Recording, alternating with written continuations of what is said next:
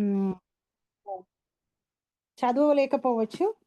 Because ఈ information అంతా నేను చాలా చోట్ల నుంచి గ్యాదరించి, ఇంగ్లీష్ వర్డ్ అది, దాని తెలుగులాగా మాట్లాడుతున్నాను, సేకరించి ఆ, ఆ, పెట్టుకున్నాను. కాబట్టి ఇది నాకు కూడా, నేను కూడా మర్చిపోవచ్చు. కాబట్టి నావి నేనే వినాలి, ఎందుకంటే అది భాగవతం కాబట్టి. నన్ను నేను ఏదో పొగుడుకోవడం కోసమో, లేకపోతే నేను ఎంత బాగా చెప్పాను అని కాదు. నాది నేను విన్నప్పుడు నేను ఇంకా క్రిటిక్ లాగానే ఉంటాను. యాక్చువల్లీ చాలా మటుకు క్రిటిక్ లాగానే ఉంటాను. దీన్ని ఇంకా బాగా మనం ఎక్స్ప్లెయిన్ చేయొచ్చు కదా ఇది అన్నట్టుగా. సో క్రిటిసిజమే ఎక్కువ కనిపిస్తుంది నాకు. బట్ నాకేంటంటే నాకు కూడా ఆ సబ్జెక్ట్ మ్యాటర్ గుర్తుంటుంది కాబట్టి నా కోసం నేను రికార్డ్ చేసుకోవాలనుకున్నాను. థ్యాంక్స్ రిమైండ్ చేసినందుకు. సో బ్రహ్మదేవుడు తపా తపా అనే పదాన్ని విన్నాడు. ఆ పదాన్ని విన్నాడు, కానీ ఆ పదం మాట్లాడిన మనిషిని చూడకపోయినా సరే ఆ మాట తనకి ఇవ్వబడిన ఇన్స్ట్రక్షన్ అని చెప్పి ఆ ఇన్స్ట్రక్షన్ని శ్రద్ధగా పాటించాడు. ఎంతో శ్రద్ధతో, ఎంతో భక్తితో 1000 సంవత్సరాలు, అంటే మామూలు మన సంవత్సరాలు కాదు, దేవతల సంవత్సరాలు అయినటువంటి 1000 సంవత్సరాల పాటు,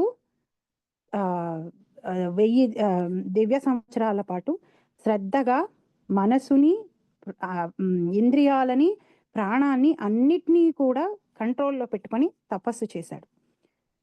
సో బ్రహ్మదేవుడు చేసినటువంటిది భగవంతుడిని దర్శనం చేసుకోవడానికి మనకి రకరకాల మార్గాలు ఉన్నాయన్నది భగవద్గీత చాలా క్లియర్గా చెప్తోంది. ఒక్కటే మార్గం అని అసలు చెప్పట్లేదు. సో ఏ విధంగానూ మనకి కాంట్రవర్సీస్ అవసరం లేదు. రకరకాల మార్గాలు ఉన్నాయి, కానీ కలియుగానికి ఏ మార్గం బెస్ట్ అనేది కూడా చెప్తోంది. ఎందుకని? కలియుగంలో ఉన్న మనుషుల యొక్క వయసు కాలం చాలా తక్కువ, ఉన్న అవలక్షణాలు చాలా ఎక్కువ, భౌతికమైన కోరికల పట్ల అట్రాక్షన్ ఎక్కువ, ధర్మం 4 పాదాల మీద లేదు, ఒక్క పాదం మీదే ఉంది, చెడు ఎక్కువగా ఉంది. ఇన్ని కండిషన్స్ ఉన్నాయి కాబట్టి మనకి భక్తి యోగం బెస్ట్ అని చెప్తోంది. సో భక్తి యోగం, నామజపం కలియుగానికి మంచిదని చెప్తోంది. కానీ బ్రహ్మదేవుడు తపస్సు చేసినప్పుడు బ్రహ్మదేవుడు భక్తి యోగం చేశాడా లేదా అని కనుక మనకు అనుమానం వస్తే మీరందరూ ఏమనుకుంటున్నారు? ఆయన చేసింది భక్తి అవునా కాదా? అంటే ఎవరైనా భక్తి యోగం పాటించారు అన్నదానికి రిజల్ట్ ఏంటి? సో మీరు ఎలా డిసైడ్ చేస్తారు బ్రహ్మదేవుడు చేసింది భక్తి అవునా కాదా అని? మీకేమనిపిస్తుంది? తపస్సు చేశాడు. తపస్సు త్రేతాయుగం యొక్క యుగధర్మం తపస్సు. త్రేతాయుగంలో కూడా కాదు, సత్యయుగం యొక్క లక్షణం, సత్యయుగం యొక్క ధర్మం తపస్సు. త్రేతాయుగం యజ్ఞయాగాదులు, ద్వాపరయుగం దేవతారాధన, అంటే డీటీస్ని వర్షిప్ చేయడం. అంటే ప్రతి ఇంట్లోనూ గుడి ఉండేది, ప్రతి ఒక్కళ్ళ ఇంట్లోనూ గుడి ఉండేది. ఆ గుడికి 6 పూట్ల నైవేద్యాలు పెట్టడం, అన్ని ఉపచారాలు చేయడం చేసేవాళ్ళు. బ్రాహ్మణులు కాని వాళ్ళు బ్రాహ్మిన్స్ని పెట్టుకొని చేయించుకునేవాళ్ళు. సో దైవతారాధన అనేది చేసేవాళ్ళు అందరూ కూడా. సో ద్వాపర యుగాని యొక్క యుగధర్మం అది. ఇప్పుడు బ్రహ్మదేవుడు చేసిన తపస్సు దేని కింద వస్తుంది? ధ్యాన యోగం కింద వస్తుందా? బ్రహ్మదేవుడు తెలివైన వాడు కాబట్టి, బ్రహ్మదేవుడు వేదాలన్నిటినీ చెప్పినవాడు కాబట్టి జ్ఞాన యోగం కింద వస్తుందా? భక్తి యోగం కింద వస్తుందా?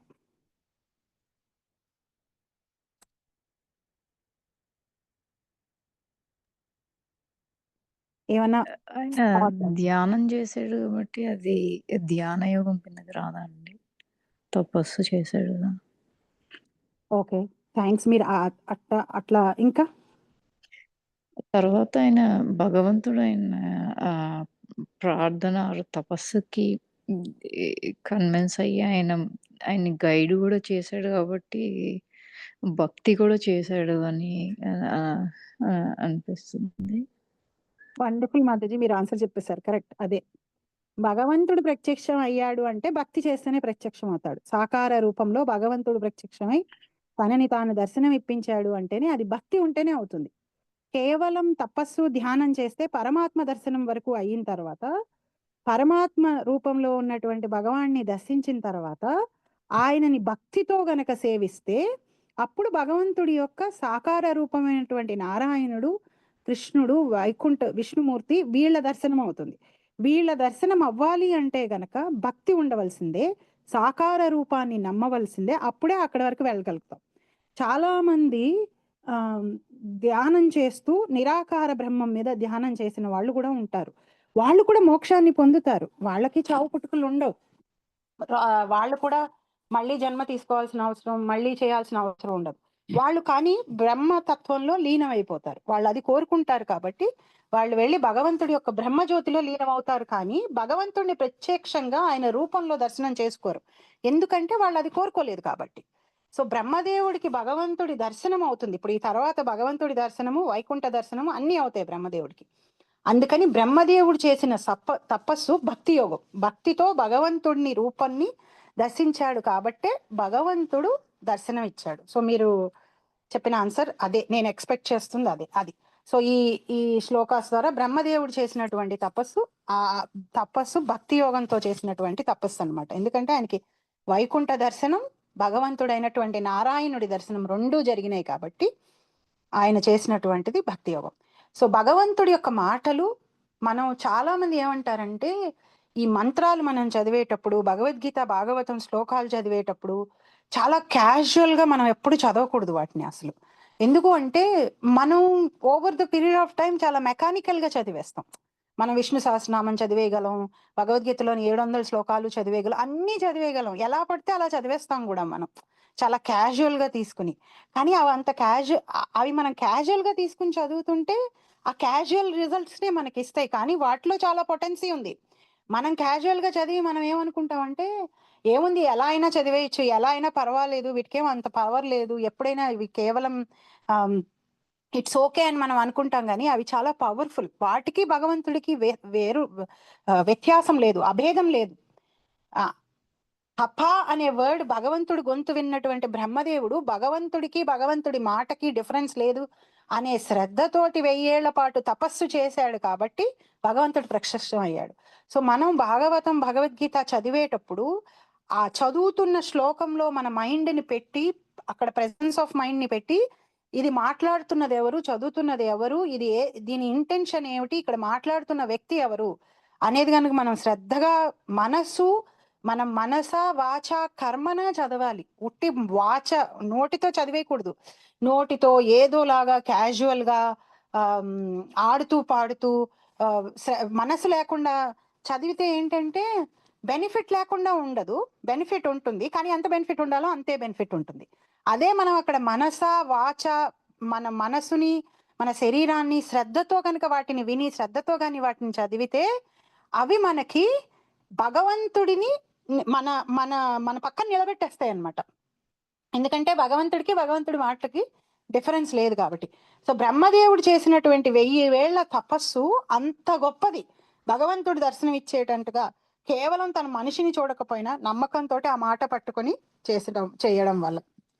సో 9th శ్లోక 10th శ్లోకాలు మనం చూసాం. బ్రహ్మదేవుడికి ఆల్రెడీ వైకుంఠ దర్శనం అయ్యింది. వైకుంఠంలో రజస్తమో గుణాలు ఉండవు అనేది భగవానుని 9th శ్లోకాలో బ్రహ్మదేవుని తపస్సు చే పరమ సంతుష్టుడైన భగవానుడు అన్ని లోకముల కన్నా నువ్వు పరమశ్రేష్టమగు స్వధామమును అతనికి ప్రకటము కావించెను. అన్ని విధములకు క్లేశముల నుండి, మోహపూర్వక అస్తిత్వపు భయము నుండి విడివడి ఉన్నటి ఆత్మదర్శులకు మహాత్ములందరూ ఆ దివ్యధామమును పూజింతురు. సో ఆ దివ్యధామాన్ని కోరుకునే వాళ్ళకే కోరుకోవాలని అందరూ కోరుకోరు, దాని గురించి తెలిసినప్పటికీ కూడాను. మనం కూడా చాలా సార్లు స్ట్రాంగ్ గా కోరుకోం, నేను రావాలి స్వామి వైకుంఠానికి, నాకు వైకుంఠం దర్శనమే కావాలి, నిన్ను నేను చూడాలి వైకుంఠంలో అని మనం అంత స్ట్రాంగ్ గా కోరుకోం. కానీ మహాత్ములైనటువంటి వాళ్ళు ఈ మోహపూరక అస్తిత్వ భయం నుండి విడిపడినటువంటి వాళ్ళు, అంటే ఇంక విసిగిపోయిన వాళ్ళు, ఇంకా ఎన్ని శరీరాలు తీసుకుంటానాయా, ఎన్ని శరీరాలు తీసుకుని ఇదే రొటీన్ నేను ఫాలో అవుతూ ఉంటాను, పుడతాను, చదువుకుంటాను, పిల్లల్ని కంటాను, వాళ్ళని పెంచుతాను, బంధువులతోటి వాళ్ళతోటి ఉంటాను, మళ్ళీ చచ్చిపోతాను, రోగం వస్తుంది, ముసలితనం వస్తుంది, ఇంకా నాకు ఇది వద్దు, నేను నా ఇంటికి నేను వెనక్కి తిరిగి వచ్చేస్తాను, నా శరీరాన్ని, నా దివ్యమైన శరీరాన్ని నేను తీసేసుకుంటాను అని స్ట్రాంగ్ నిర్ణయంతో ఉన్నటువంటి వాళ్ళు, ఆత్మని దర్శించుకున్నటువంటి వాళ్ళు కూడా ఈ వైకుంఠ ధామాన్నే వాళ్ళు పూజిస్తారు. అలాంటి ధామము అక్కడ దాన్ని పూజిస్తారు. బ్రహ్మదేవుడి తపస్సుకి అంతలా సంతుష్టి పడ్డాడు భగవంతుడు. భగవానుని ఆ స్వధామమును రజస్తమో గుణుల ప్రాబల్యం కానీ సత్వగుణంపై వాని ఎట్టి ప్రభావము కానీ లేవు. సత్వగుణం మనకి మెయింటెనెన్స్ కి కావాలి. రజోగుణం క్రియేషన్ ని చేస్తుంది, అంటే ప్యాషన్, మోడ్ ఆఫ్ ప్యాషన్. బ్రహ్మదేవుడు రజోగుణంతో సృష్టిని చేస్తాడు, శివుడు తమో గుణంతో లయం చేస్తాడు, సత్వగుణంలో ఉన్నటువంటి విష్ణుమూర్తి మెయింటెనెన్స్ చేస్తాడు. సో మనకి ఇక్కడ భౌతికమైన ప్రపంచంలో సత్వగుణం మెయింటెనెన్స్ లో కనిపిస్తూ ఉంటుంది, కానీ అక్కడ శుద్ధ సత్వం ఉంటుంది అనమాట. ఎందుకంటే ఇక్కడ టెంపరీగా ఉండేటువంటి ఈ లోకాలని మెయింటైన్ చేయాలి. ఒక టైం తర్వాత ఈ లోకాలన్నీ ఉండవు. ఆ భయం అక్కడ లేదు, శాశ్వతంగా ఉంటాయి అవి. ఆధ్యాత్మిక జగత్తులో వైకుంఠంలో అవి శాశ్వతంగా ఉంటాయి. సో అక్కడ శుద్ధ సత్వం ఉంటుందన్నమాట. కాల ప్రభావం యొక్క ఆధిపత్యమే అచ్చట లేదన్నచో, కాలం యొక్క ఎఫెక్ట్ అక్కడ ఉండదు. కాలం రూపం, భగవంతుడు కాలం రూపంలో భౌతిక ప్రపంచంలోనే ఉంటాడు కాబట్టి భౌతిక ప్రపంచంలోనే ఉంటాడు. ఎందుకంటే భౌతిక ప్రపంచంలోనే ఒక పాయింట్ లో ఉన్నది ఇంకొక పాయింట్ లో ఉండకపోవచ్చు. అంటే ఈ యూనివర్స్ మొత్తం ఒక టైంలో ఒక పాయింట్ లో ఉంటుంది. ఇదే యూనివర్స్ టైంలో కొంత ముందుకు వెళ్ళేటప్పటికి ఈ యూనివర్స్ ఎగ్జిస్ట్ అవ్వదు. సో టైం యొక్క ఇంపార్టెన్స్ భౌతిక ప్రపంచంలోనే. ఎందుకని? ప్రతి జీవుడికి కూడా వాళ్ళ కర్మ ఫలితాలని ఆయా టైంకి తీసుకొచ్చి డెలివర్ చేయాల్సిన అవసరం ఉంది కాబట్టి. సో టైం ఓన్లీ భౌతికమైన ప్రపంచంలోనే ఉంటుంది, ఆధ్యాత్మిక జగత్తులో టైం ఉండదు. ఆధిపత్యమే అచ్చట లేదన్నచో ఇక మోహకారకమగు బాహ్య శక్తి ప్రభావం, అక్కడ మహామాయ కూడా ఉండదు. భగవంతుడి యొక్క యోగమాయే ఉంటుంది, కానీ మహామాయ అక్కడ ఉండదు. అక్కడ ఉండదు. ఆవిడ యొక్క కంట్రోల్ అంతా కూడా యూనివర్స్ మీదే, మెటీరియల్ యూనివర్సెస్ మీదే. అది ఆ ప్రాంతమును ప్రవేశింపజాలదు. ఎటువంటి భేదభావము లేకుండా దేవదానవులు ఇరువురును భక్తులుగా భగవానుని అర్చింతురు. అక్కడ దాకా వెళ్ళిన తర్వాత దేవదానవులు, అంటే దానవులు అసలు ఎందుకు వెళ్తారండి అక్కడికి? వెంటనే మనకి ఆ క్వశ్చన్ రావాలి కదా, దానవులు ఎందుకు వెళ్ళారండి అక్కడికి? ఆన్సర్ ఎవరికన్నా తెలుసా అండి? ఆల్మోస్ట్ మీ అందరికి తెలుసు, కొంచెం మనం అలర్ట్ గా ఉండడం కోసం అడుగుతున్నాను అంతే.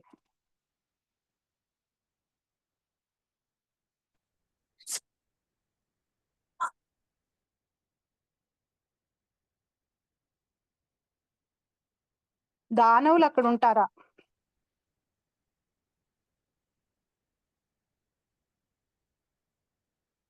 ఒకసారి క్వశ్చన్ రిపీట్ చేయండి. దేవదానవులు ఇరువురు భక్తులుగా భగవానుని అర్చింతురు అని పాయింట్ ఉంది కదా, అక్కడ దానవులు ఉంటారా? ఉంటారు. దానవుల్లో కూడా భక్తులు ఉంటారు కదండి. ఓకే, అలా ఒకటి ప్లస్ భగవంతుడి చేత చంపబడినటువంటి దానవులందరూ వైకుంఠానికే వెళ్తారు. ఆయన సంపర్కం ఎవరికైతే కలుగుతుందో వాళ్ళందరూ వైకుంఠానికి వెళ్తారు, వేరే ప్లేస్కి ఎక్కడికి వెళ్ళరు. ఆయన అంత ప్యూర్. వాళ్ళు ఆయన్ని శత్రుత్వంతో పూజించినప్పటికీ వాళ్ళ చేత, భగవంతుడి చేత చంపబడేటప్పటికి వాళ్ళు అక్కడికే వెళ్తారనమాట. సో అక్కడికి వెళ్ళిపోయిన తర్వాత వాళ్ళు ఇంకా భగవంతుడినే భక్తితో పూజిస్తారు. అక్కడికి వెళ్ళిన తర్వాత మళ్ళీ వాళ్ళకి ఆ శత్రుత్వం కంటిన్యూ కాదు. సో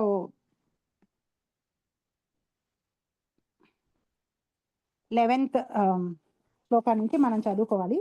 ఇప్పటి నుంచి బ్రహ్మదేవుడికి దర్శనమైనటువంటి వైకుంఠ దర్శనాన్ని, బ్రహ్మదేవుడికి దర్శనం అయినటువంటి వైకుంఠ వాసుల విషయాల గురించి బ్రహ్మదేవుడు మాట్లాడతాడనమాట.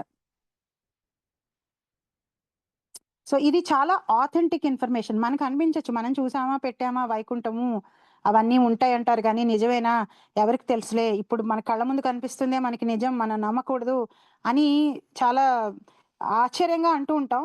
కొన్ని మనం నమ్ముతూనే ఉంటాం. మళ్ళీ భౌతికమైన విషయాలు మన కళ్ళకు కనిపించకపోయినా కానీ చాలా విషయాల్ని మనం నమ్ముతాం. మనం ఎవరైనా అమెరికా ముందు చూసామా ఇక్కడికి వచ్చే ముందర? విన్నాం నలుగురి గురించి. ఇప్పుడంటే కొంతమంది టీవీల్లో వాటిల్లో చూడగలిగే అదృష్టం వాళ్ళకి ఉంది. అంటే ఒక టీవీలోనో పిక్చర్స్ లోనో ఇప్పుడు మీడియా చాలా బాగా అయిపోయిన తర్వాత చాలా మంది అమెరికా వచ్చినప్పుడు వినే వచ్చారు, కానీ అసలు చూడని కూడా చూడలేదు. వాళ్ళు ఒక నమ్మకంతో వచ్చారు. ఉంది ఇక్కడ వాళ్ళు చెప్తున్న, ఎవరో ఒకళ్ళు వాళ్ళకి చెప్పిన వాళ్ళు ఉంటారు కదా, వాళ్ళు చెప్పిన విషయాన్ని నమ్మి వస్తారు. దానేమి పూర్తిగా చూసి రారు. అట్లా భౌతికమైన విషయాల్ని నమ్ముతాము. ఆధ్యాత్మిక విషయానికి వచ్చేటప్పటికి ఏమంటామంటే, ఇవన్నీ చెప్తారు గానీ ఉంటాయా అంటాం.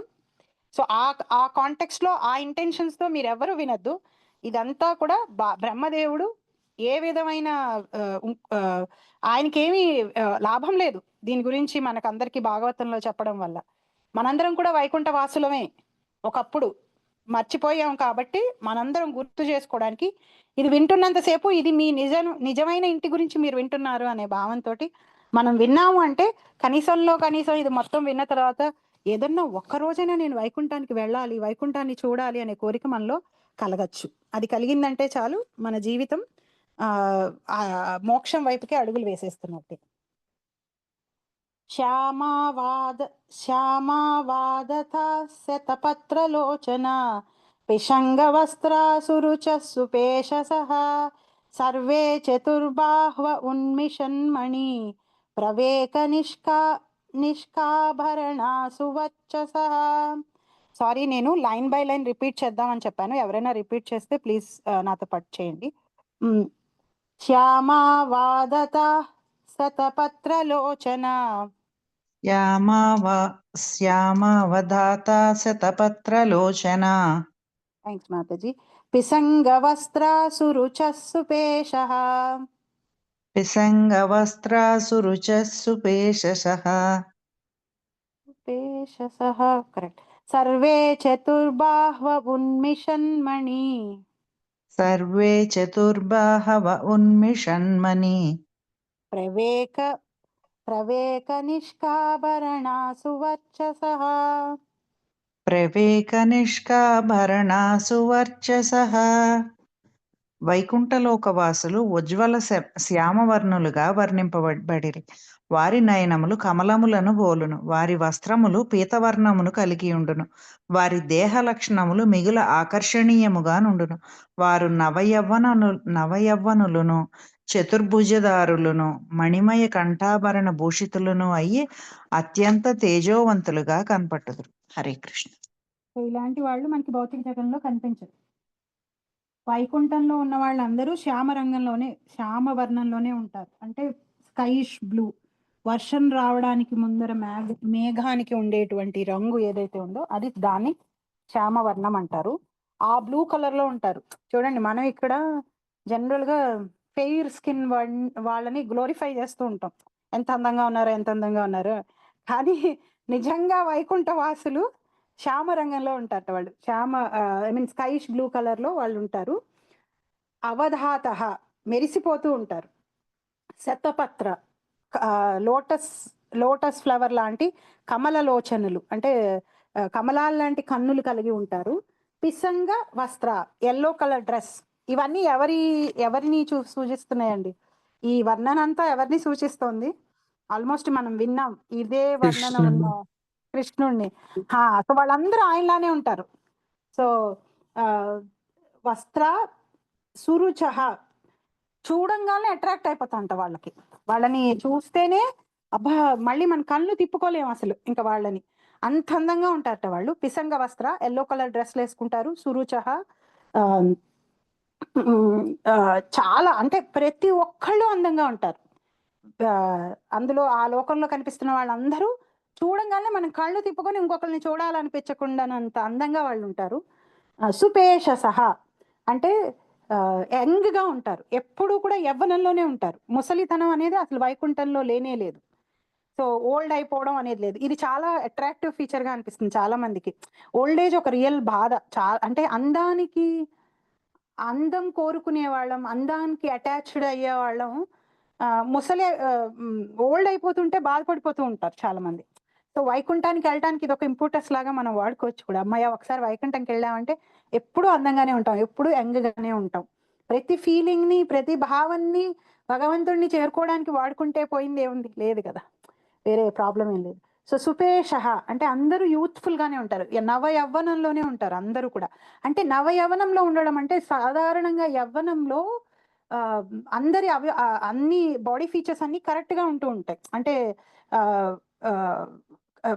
ఏజ్ అయిపోతున్న కొద్దీ రకరకాల ప్రాబ్లమ్స్ వల్ల మనకి డిఫరెంట్ గా గ్రోత్ ఉండకూడని చోట ఉండడం, ఉండాల్సిన చోట ఉండకపోవడం, ఇట్లా మనకు ఉంటుంది. కానీ యూత్లో పర్ఫెక్ట్గా ఉంటాం మనం. ఆ యూత్ని ఇండికేట్ చేయడంలో ఏంటంటే అందరూ పర్ఫెక్ట్గా ఉన్నారు.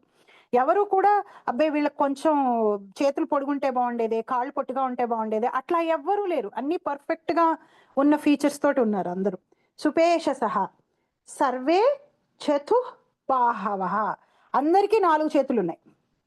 అంటే విష్ణుమూర్తికి ఎలాంటి రూపం అయితే ఉన్నదో వాళ్ళందరికీ అంతే అందంగా, అంతే అట్రాక్టివ్గా ఉన్నటువంటి రూపం ఉందన్నమాట. చతుఃబాహుః ఉన్మిషాన్, అంటే చూస్తుంటేనే వాళ్ళలాగా మనం ఉండాలి, వాళ్ళని కోరుకునేటట్టుగా ఆ, ఆ, ఉన్మిషాన్ అంటే కాంతితోటి, ఏదో ఏదో అంటారు చూసారా, మీరు ఇప్పుడు ఒక్కొక్కసారి భగవంతుని వేషం వేసినప్పుడు ఇట్లా చెమ్కీల్లాగా వేస్తూ ఉంటారు అక్కడ అక్కడ ఫేస్ మీద కొన్ని, ఇక్కడ అట్లా మేకప్ వేసినప్పుడు, అంటే ఏంటంటే అవి గ్లో అయ్యి లస్టర్ కనిపిస్తున్నట్టు. సో అట్లా ఉన్నట్టు అందరు ఉన్మిషాన్. ఇంకా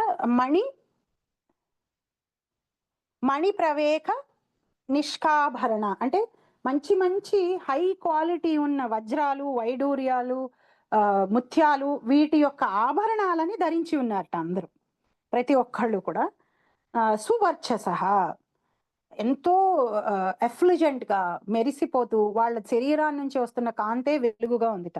ఈ విధంగా ఉన్నట్టు. ఇవి ఎవరు చెప్తున్నారు చూడండి, బ్రహ్మదేవుడు చెప్తున్నాడు. వైకుంఠవాసుల యొక్క లక్షణాలు ఇలా ఉన్నాయి అని చెప్పి బ్రహ్మదేవుడు చెప్తున్నాడు. బ్రహ్మదేవుడికి వైకుంఠ వాసం కనిపించింది. ఇప్పుడు ఇంకా భగవంతుడి దాకా వెళ్ళలేదు. ఆ అక్కడ లోకంలో ఉన్నటువంటి వాళ్ళందరి గురించి వినిపించింది. సో ఈ ఫీచర్స్, ఈ బాడీలీ ఫీచర్స్ అన్నిటినీ చూస్తుంటేనే మానవులకు ఉండవలసిన ఫీచర్స్ లాగా ఇవి మనకి కనిపించట్లేదు. వైకుంఠవాసం యొక్క దివ్యమైన శరీరం ఇలా ఉంటుంది అనే ఒక ఎగ్జాంపుల్ మనకి ఇక్కడ అర్థం అవుతుంది అనమాట. ప్రవాళ వైడూర్య మృణాల వర్చసః, 12th శ్లోక అండి. ప్రవాళ వైఢూర్య మృణాల వర్చసః పరిస్ఫురత్ కుండల మౌలిమాలినః, పరిస్ఫురత్ కుండల మౌలిమాలినః, వారిలో కొందరు పగడము వైఢూర్యము వంటి వాని వర్ణముతో తేజోమయులై శిరములందు పూమాలను ధరించి కమలముల వలె వికసించి ఉండిరి. ఇంకొకరు కుండలములను ధరించి ఉండిరి. హరే కృష్ణ. ప్రవాళ వైడూర్య మృణాల వర్చసః, కోరల్ అంటాం కదా మనం. ప్రవాళ అంటే పగడం, పగడము, వైఢూర్యము, మణి దేవలోక కమలము, మృణాల అంటే దేవలోక కమలము, ఇవన్నీ కలిగినటువంటివి వేసుకున్న వాళ్ళు, అంటే చెవులకి రింగులు, పగడము, వైఢూర్యము వీటిని ధరించిన వాళ్ళు. వైఢూర్యము సాధారణంగా భగవంతుడితోటి పోల్చే చెప్తాం, కానీ స్వారూప ముక్తి పొందిన వాళ్ళు, కొంతమంది మోక్షాన్ని పొందేటప్పుడు స్వామి మాకు నీ వంటి రూపం కావాలి అని మోక్షం, అట్లా మోక్షాన్ని కోరుకుంటారు. సో వాళ్ళకి ఎగ్జాక్ట్ గా భగవంతుడి రూపమే వాళ్ళకి లభిస్తుంది. కేవలం వాళ్ళకి ఉండే డిఫరెన్స్ ఏంటి అంటే, భగవంతుడికి వాళ్ళకి ఉండే డిఫరెన్స్ ఏంటంటే శ్రీవత్సం ఉండదు వాళ్ళకి. సో అమ్మవారు వాళ్ళ దగ్గర ఉండదు, రూపం అలా ఉంటుంది కానీ అమ్మవారు ఉండదు. సో అందుకని వాళ్ళకి ఆ డిఫరెన్స్ ఉంటుందన్నమాట. సో వైడూర్యాన్ని భగవంతుడితోటి పోల్చే చెప్తాం, కానీ ఇక్కడ కొంతమంది వైడూర్యం వేసుకుంటున్నారు. ఎందుకు వేసుకుంటున్నారు అంటే సారూప్య ముక్తిని కోరుకున్న వాళ్ళు కాబట్టి. అందులో కొంతమంది ఆ ముక్తిని కోరుకున్న వాళ్ళు. సారిష్టి ముక్తి అంటే వాళ్ళు ఎలాంటి, మేము నీతో ఉండాలి, నువ్వు ఎక్కడున్నావో అక్కడ మేము ఉండాలి అనే ముక్తి పొందేటువంటి వాళ్ళు. వాళ్ళకి ఎగ్జాక్ట్లీ సేమ్ గా భగవంతుడిలాగా ఉండద్దు. ఇవన్నీ ఉంటాయి, 4 చేతులు, అందంగా కనిపించడం, ఇవన్నీ ఎల్లో కలర్ వేసుకోవడం, ఇవన్నీ ఉంటాయి. కానీ ప్రతి ఫీచరు స్పెసిఫిక్ గా భగవంతుడికి ఉన్నట్టుగా ఉండదు. ఓన్లీ సారూప్య రూపం సేమ్ గా ఉండాలి అని కోరుకునే వాళ్ళకి మాత్రమే వాళ్ళు అలా ఉంటారు, వాళ్ళు వైడూర్యాన్ని ధరించి ఉంటారు. భ్రాజిష్ణుభిర్యః పరితో విరాజతే, భ్రాజిష్ణుభిర్యః పరితో విరాజతే, లసద్విమానావలిభిర్మహాత్మనాం, లసద్విమానావలిభిర్మహాత్మనాం, విద్యోతమానః ప్రమదోత్తమాద్యుభిః, విద్యోతమానః ప్రమదోత్తమాద్యుభిః, స విద్యుద్ భరావలిభిర్యథా నభః. సవిద్యుదభ్రావలిభిర్యదా నభః.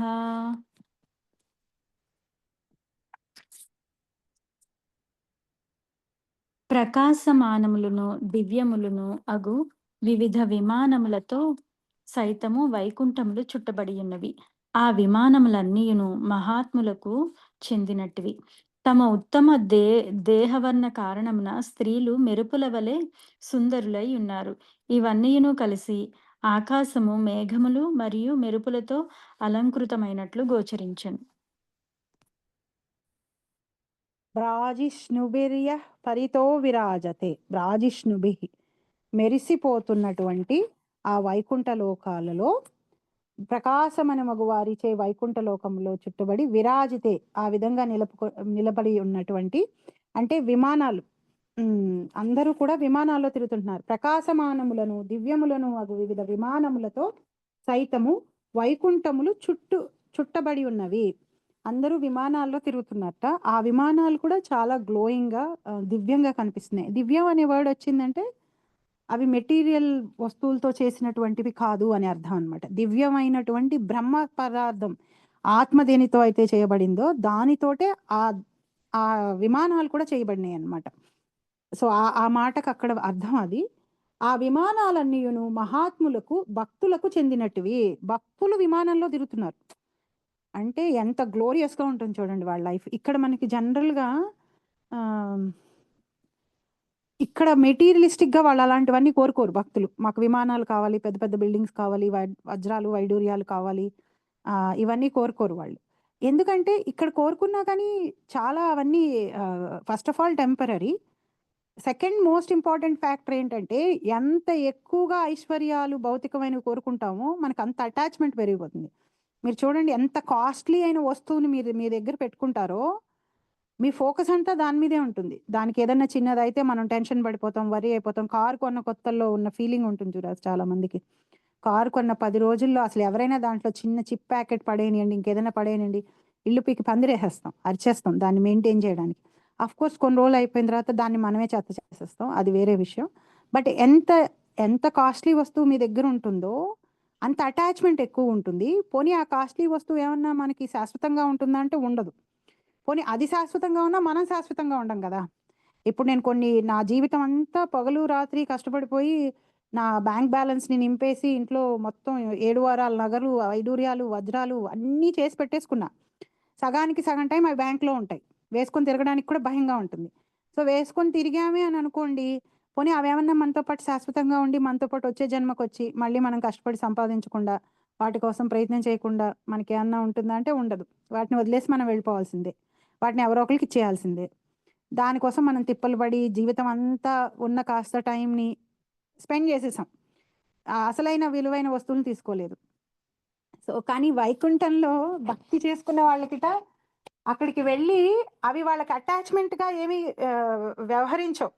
ఎందుకంటే వాళ్ళకి అవన్నీ అవాయిడ్ చేయబడినాయి. వాళ్ళకి అన్ని భగవంతుడు వాళ్ళ ఇంటికి వెళ్ళిపోయిన తర్వాత అవన్నీ భగవంతుడు వాటిని అన్నిటినీ భగవంతుడు ఈ భక్తుల సేవలో నియోగిస్తాడనమాట. వీళ్ళు బ్యాక్ తిరిగి వచ్చేసారు, వీళ్ళు నా వాళ్ళు, నా కోసం వచ్చారు అని. సో ఇవి బ్రహ్మమైనటువంటివి. ఆ విమానాలన్నీ మహాత్ములకు భక్తులకు చెందినటివి. తమ ఉత్తమ దేహవర్ణ కారణముల స్త్రీలు మెరుపుల వలె సుందరులై ఉన్నారు. ఇవన్నీను కలిసి ఆకాశము మేఘములు మరియు మెరుపులతో అలంకృతమైనట్లు గోచరించింది. ఇవన్నీ ఆకాశంలో తిరుగుతుంటే ఆకాశం చాలా అందంగా కనిపిస్తుంట. ఆధ్యాత్మిక ఆకాశం మెరిసిపోతున్నటువంటి దివ్యమైన విమానాలు, అందులో ఉన్నటువంటి భక్తులు, ఎవరైతే స్త్రీలు ఉన్నారో భక్తులు, వాళ్ళు చాలా అందంగా వాళ్ళందరూ మెరిసిపోతూ ఇవన్నీ చూడడానికి ఏదో ఒక సర్రియల్ గా, అంటే మనం నిజంగా ఇక్కడ చూడలేం. మనం అట్లా ఆకాశంలో అట్లా అందమైన విమానాలు, మెరిసిపోయేటటువంటివి, గ్లో అయ్యేటువంటి విమానాలు చూడలేం కదా. కాస్త కిందకు ఉన్నప్పుడు కొద్దిగా కనిపిస్తుంది కానీ దాని ఫ్రంట్ లైటు బ్యాక్ లైటు ఏవో మెరుస్తే కానీ మొత్తం విమానం అంతా ఏం మెరవదు. కానీ ఇవి దివ్యమైన విమానాలు, ఆధ్యాత్మిక జగత్తులో ఉన్నటువంటి విమానాలు, బ్రహ్మ వస్తువుతోటి చేయబడిన విమానాలు కాబట్టి వీటి వెలుగు, వీటి ఫోకస్, వీటి యొక్క తేజస్సు అంతా డిఫరెంట్ గా ఉందన్నమాట. కానీ అవి యంత్రచోదిత వాహనములు కాకపోవచ్చును. అటువంటి యంత్రచోదిత వాహనములు అనుభవమే మనము ఈ ప్రపంచమున కలిగి ఉన్నాం. ప్రతిదియు అదే నిత్య ఆనంద జ్ఞాన స్వభావమును కలిగి ఉన్నందున విమానములు వాహనములు సైతము బ్రహ్మము యొక్క లక్షణమునే కలిగి ఉన్నాయి. నేను ఏ విధంగాను ఎవరి మెటీరియల్ ప్రాపర్టీస్కి కానీ ఎవరి దీనికి కానీ అగేన్స్ట్ కాదండి. ఆ పాయింట్ నేను చెప్పినప్పుడు ఇక్కడ పర్పట్లో ఉన్న పాయింట్ని నేను బయటికి తీసుకొచ్చాను అనమాట. మెటీరియల్ అప్లయన్సెస్ అన్నీ కూడా టెంపరరీ, కానీ ఈ విమానాలు ఇవన్నీ అక్కడ ఐశ్వర్యం లాగా కనిపిస్తున్నప్పటికీ కూడా టెంపరరీ ఐశ్వర్యం కాదు. అవి నిత్యం ఆనందం, ఎప్పుడు ఆనందాన్ని ఇస్తాయి. మన వస్తువు మనకి ఎప్పుడు ఆనందాన్ని ఇవ్వదు. కొనుక్కున్న ఫస్ట్ రోజు ఉంటుంది మనకి ఆనందం, ఆ హ్యాపీనెస్, దాంట్లో ఎక్కువ ట్రిప్పులు వేయాలి, అబ్బా ఎంత బాగుందో వెహికల్, కావాలని ఇలాంటి వెహికల్ని నేను కొనుక్కున్నాను అని మనం హ్యాపీగా ఫీల్ అవుతాం. కొన్ని రోజుల తర్వాత మనకేమి అంతే ఉత్సాహంతో వెళ్ళి అబ్బా నేను ఇప్పుడు నా కార్ నడపబోతున్నాను అనే ఎంతూజియాజం కానీ అనే ఉత్సాహం కానీ మనకేం ఉండదు. బికాస్ ఇట్ కాన్స్టెంట్ ఆనందాన్ని ఆ వస్తువు మనకి ఇవ్వదు. బట్ కానీ వైకుంఠ లోకంలో ఉన్నటువంటి ఆ విమానాలు యంత్రంతో తయారవబడినవి కాదు, యంత్రంతో నడిచేవి కానప్పటికీ కూడా నిత్యమైనటివి, ఆనందం ఇచ్చేటువంటివి, జ్ఞాన స్వభావం కలిగినటువంటివి, అంటే మంత్రశక్తితోటి నడిచేటువంటివి, జ్ఞాన స్వభావం కలిగి ఉన్న విమానాలు వాహనములు సైతము బ్రహ్మ యొక్క లక్షణమునే కలిగి ఉన్నను, అంటే ఆధ్యాత్మిక వస్తువులతో తయారు చేయబడి ఉన్నాయి. బ్రహ్మము తప్ప అన్యమేదీను అచ్చట లేనప్పటికీ కేవలము శూన్యము తప్ప వైవిధ్యము లేదని ఎవరునూ తప్పుగా భావింపరాదు. అక్కడ ఉన్నది వైకుంఠం అంతా దివ్యమైనటువంటి ఆత్మ ఆత్మ ఏదైతే స్పిరిట్ తోటి చేయబడిందో, వైకుంఠంలో ఉన్న వస్తువులన్నీ కూడా అలాంటి స్పిరిట్ తోటే చేయబడినాయి. ఆ మాట చెప్పడానికి అర్థం ఏంటంటే అవేవి టెంపరరీవి కావు, టెంపరరీ హ్యాపీనెస్ని ఇవ్వవు, ఒక కాలంలో ఉండి ఒక కాలంలో ఉండనివి కాదు, ఎప్పుడూ కూడా నిత్య నూతనమైన ఆనందాన్ని ఇచ్చేటువంటివి అనే పాయింట్ చెప్పడం కోసం అలా చెప్పబడినాయి. కానీ కొంతమంది ఏమంటారు, హయ్యర్ ట్రూత్ ఏదైతే ఉందో, అబ్సల్యూట్ ట్రూత్ ఏదైతే ఉందో అది కంప్లీట్ బ్లాక్, శూన్యం అని, ఆ శూన్యం మీద మెడిటేట్ చేయమని ఒక big set of philosophical school ఉంది. మీకు అందరికీ దాని గురించి తెలుసో లేదో నాకు తెలీదు, తెలియకపోతే ఇప్పుడు నేను చెప్పాలని అనుకోవట్లేదు. కానీ ఆ పాత్లో ఫాలో అయ్యే వాళ్ళని కనుక మీరు అడిగితే మీరు దేని మీద మెడిటేట్ చేస్తారు అంటే నథింగ్ మీద మెడిటేట్ చేస్తాం, శూన్యం మీద మెడిటేట్ చేస్తాం అంటారు. ఇక్కడేమో వైకుంఠం ఎంత అందంగా, ఎంత గ్లోరియస్ గా, ఎంత అద్భుతంగా ఉంటుందో భగవంతుడు బ్రహ్మదేవుడు చెప్తుంటే శూన్యం మీద మెడిటేట్ చేసి శూన్యంలో వెళ్ళి కలుస్తూ ఉంటారు. అది ఎక్కడ అంటే కారణ సముద్రం పాటలో అక్కడ వరకే వెళ్తారు వారు, అది దాటి కూడా వాళ్ళు వెళ్ళలేరు. ఎందుకని వాళ్ళు ఈ వర్ణనంతా ఏం చేస్తారంటే భౌతికమైన వర్ణనతో పోల్చుకొని ఇదంతా ఇదంతా ఫిక్షను, ఇదంతా రియల్ కాదు, సో దీని మీద కాదు మనం మెడిటేట్ చేయాల్సింది, నథింగ్ మీద మెడిటేట్ చేయాలి, శూన్యం మీద మెడిటేట్ చేయాలి అని చెప్పి శూన్యం మీద మెడిటేట్ చేసి కనీసం బ్రహ్మజ్యోతి వరకు కూడా వెళ్ళరు వాళ్ళు. అక్కడ కారణ సముద్రం దగ్గరే ఆగిపోతారు అనమాట. శూన్యం అక్కడ వరకే, అక్కడ తర్వాత నుంచి బ్రహ్మజ్యోతి కూడా వెలుగుతో నిండిపోయినటువంటిది. సో అలాంటి మిస్టేక్ చేయొద్దు అని మనకి ప్రభుపాద పరపట్లో చెప్తున్నారు. ఆ విధంగా ఆలోచించుటకు అల్పజ్ఞతయే కారణము, లేని ఎడల బ్రహ్మమునందు శూన్యమనడి అట్టి మిథ్యాభావము ఎవరునూ కలిగి ఉండరు. విమానములు, స్త్రీలు, సుశీలురైన పురుషులు ఉన్నట్టుగానే ఆయా లోకములు తగినట్టుగా నగరములు, గృహములు, ఇతరమగు సమస్తము తప్పక ఉండవచ్చును. మనకెక్కడ ఎలా అయితే అన్ని మనుషులు, పురుషులు, స్త్రీలు, ఇల్లు అలా ఉన్నాయో ప్రతి లోకంలో కూడా అలాగే ఉంటాయి. అంటే బ్రహ్మలోకంలో ఉంటాయి, సత్యలోకంలో ఉంటాయి, స్వర్గలోకంలో ఉంటాయి. ఆ లోకానికి తగ్గట్టుగా ఆ శరీరాన్ని మనం తీసుకుంటాం, ఆ లోకానికి తగ్గట్టుగానే ఐశ్వర్యంతో ఇల్లులు అవి ఉంటాయి అన్నమాట. అదే విధంగా వైకుంఠంలో కూడా ఆ లోకానికి తగ్గట్టుగా శరీరాలు ఉన్నాయి, మనుషులు ఉన్నారు, వాహనాలు ఉన్నాయి, ఇల్లు ఉన్నాయి. ఇది ఇక్కడ బ్రహ్మదేవుడు ఎస్టాబ్లిష్ చేస్తున్నటువంటి పాయింట్. లేకపోతే ఇలా విమానాలు ఉన్నాయి, ఇల్లు ఉన్నాయి, మనుషులు ఇలా ఉన్నారు, మెరిసిపోతున్నారు, ఆభరణాలు వేసుకుంటున్నారు, ఇవన్నీ ఎందుకు చెప్తున్నారు అంటే ఆ లోకాలు నిజమైన లోకాలు, అక్కడ కూడా మనుషులు ఉంటారు, కానీ వాళ్ళు మనకంటే వేరుగా ఉంటారు, దివ్యమైన శరీరాలతోటి, దివ్యమైన వస్తువులతోటి ఆ లోకం ఉంటుంది అని మనకు ఒక గ్లింప్స్ బ్రహ్మదేవుడు ఇస్తున్నాడు అనమాట. ఈ జగత్తుకు చెందిన అసంపూర్ణ ఆలోచనలను ఆధ్యాత్మిక జగత్తుకు ఎవ్వరును అన్వయించరాదు. మరియు కాలాదుల ప్రభావం నుండి పూర్ణముగా ముక్తి అయినటువంటి వాతావరణ స్వభావంనకు విచారణలోకి తీసుకొనరాదు. ఈ విషయము ఇదివరకే వివరింపబడినది. సో కంప్లీట్ గా ఆ లోకాలు ఎలా ఉంటాయి ఏంటి అనేది ఇక్కడ బ్రహ్మదేవుడు చెప్తున్నాడు అనమాట.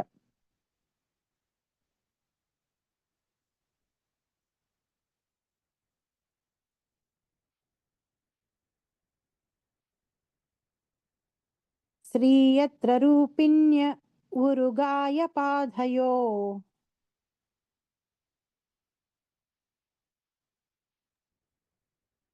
శ్రీర్యత్రరూపిణ్యురుగాయ పాదయో కరోతి మానం బహుధా విభూతిభిః. కరోతి మానం బహుధా విభూతిభిః.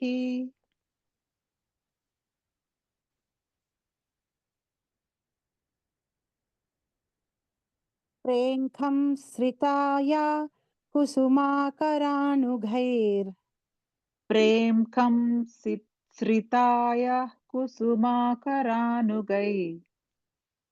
విగీయమానా ప్రియకర్మ గాయతి. విగీయమానా ప్రియకర్మ గాయతి.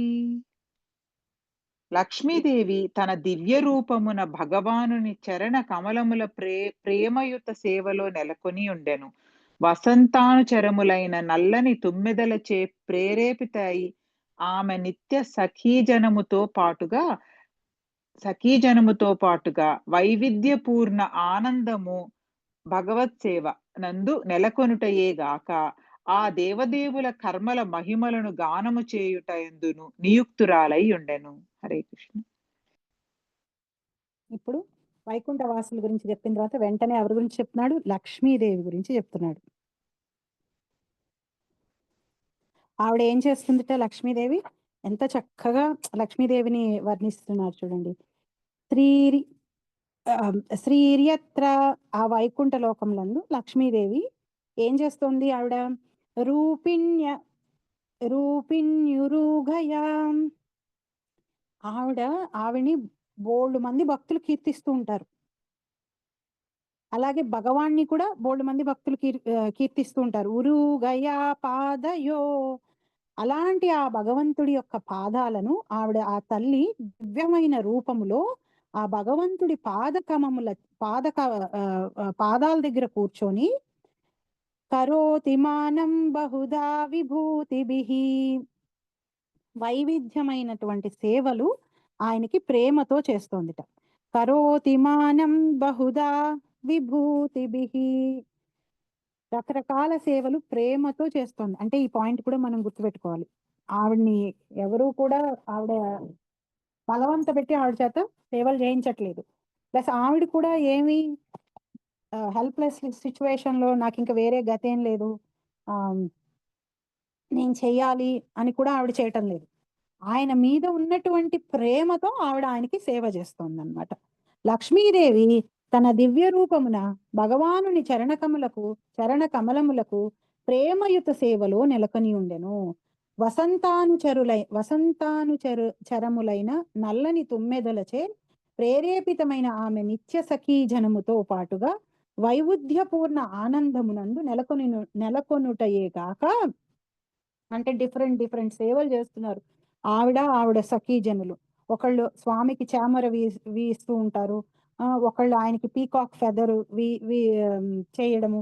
మీరు ఎప్పుడైనా మాయాపూర్ సైట్ లో వెళ్ళి చూసారా? అష్టసఖీస్ ఉంటారు భగవంతుడి చుట్టూ. వాళ్ళు ఒక్కొక్కళ్ళు ఒక్కొక్క సేవ పట్టుకొని ఉంటారు స్వామికి. రాధారాణి ఎప్పుడు ఒక ఫ్లవర్ గార్లెండ్ పట్టుకొని ఉంటుంది. అంటే ఆయనకి పూల వనమాలి, వనంలో దొరికేటువంటి అందమైనటువంటి ఆ పూలతోటి మాలలు గుచ్చి ఆయనకి వేస్తూ ఉంటుంది ఆ తల్లి. ఒక్కొక్కళ్ళు ఒక్కొక్క సేవ చేస్తూ ఉంటారు స్వామికి. సో అలాంటి వైవిధ్యమైన సేవలు వాళ్ళు ఎంతో ప్రేమతో స్వామికి చేస్తున్నారు. వాళ్ళని ఎవరు కంపెల్ చేయట్లేదు. వాళ్ళని ఎవరు భగవంతుడు కూడా వాళ్ళని ఎప్పుడు సర్వెంట్స్ కింద చూడు. భగవంతుడు వాళ్ళని ఎప్పుడు నెత్తిన పెట్టుకుంటాడు, హృదయంలో పెట్టుకుని వాళ్ళని నెత్తిన పెట్టుకుని వాళ్ళకి లొంగిపోతాడు ఆయన. అసలు ఎవరైనా భగవంతుడిని కంట్రోల్ చేయగలిగే వాళ్ళు ఉన్నారా ఈ ప్రపంచంలో అంటే వాళ్ళే. గోపికలు, లక్ష్మీదేవి, వీళ్ళే ఆయన్ని ఫుల్ గా కంట్రోల్ చేయగలరు. ఎవరి మాటన్నా భక్తులందరూ కంట్రోల్ చేయగలుగుతారు. ఎస్పెషల్లీ ఈ ప్రేమ భక్తిలో ఉన్నటువంటి వీళ్ళ దగ్గర చాలా కంట్రోల్ ఉంటుంది. భగవంతుడిని వీళ్ళు కంట్రోల్ చేయగలుగుతారు. బట్ వీళ్ళు కూడా ఏమి ఎట్లా అంటే వీళ్ళు భగవంతుని కంట్రోల్ చేయాలనే ఉద్దేశం కాదు, కానీ వీళ్ళకి ఏంటంటే ఆయన మీద ఉన్నటువంటి విపరీతమైన ప్రేమతో వైవిధ్యపూర్ణమైనటువంటి ఆనందం కలిగిస్తున్నటువంటి, బానే ఉందండి, వెరైటీగా సేవలు చేస్తున్నారు, కానీ వాళ్ళు నిజంగా హ్యాపీగా ఫీల్ అవుతున్నారు ఆ సేవలు చేసేటప్పుడు అంటే వాళ్ళు డిఫరెంట్ కైండ్స్ ఆఫ్ హ్యాపీనెస్ ని ఫీల్ అవుతున్నారు. అంటే ఏంటంటే ఎవరు కూడా నా సేవ కంటే ఇంకొకరి సేవ బాగుందేమో, వాళ్ళకి ఎక్కువ హ్యాపీనెస్ ఉందేమో అనే ఇంటెన్షన్ వాళ్ళు ఎవరికీ లేదు. ఎందుకంటే ప్రతి ఒక్కళ్ళు కంప్లీట్ హ్యాపీనెస్ ని and that to different happiness ని ఫీల్ అవుతున్నారు సేవ చేసినప్పుడు. అంటే ఆయన ఆ స్వామి ప్రతి ఒక్కళ్ళకి వాళ్ళ యొక్క ఇంపార్టెంట్ పొజిషన్ లో వాళ్ళని అట్టే పెట్టి వాళ్ళు ఎలా ఆయన్ని అప్రోచ్ అయ్యి సేవ చేస్తున్నారో వాళ్ళకి ఆయన అలా ప్రతిస్పందిస్తున్నాడు. ఎవరు నువ్వు చేస్తున్న సేవ తక్కువ, నీకు నేను రెస్పాన్స్ అవ్వను, ఇంకొకరికి రెస్పాన్స్ అవుతాను అని కాకుండా ఎవరు ఎలాంటి భావంతోటి ప్రేమతోటి ఆయనకు వచ్చి సేవ చేస్తున్నారో ఆయన ఆ భావము ఆ ప్రేమ వాళ్ళకి తిరిగి వాళ్ళు హ్యాపీగా ఫీల్ అయ్యేటట్టుగా చేస్తున్నాడు అనమాట. అందుకని వాళ్ళకి ఏమవుతుంది, ఆ సేవ చేసినంతసేపు ఆనందంగా చేస్తున్నారు వాళ్ళు. ఆ దేవదేవుని కర్మల మహిమలను గానము చేయుట యందును నియుక్తురాలై ఉండెను.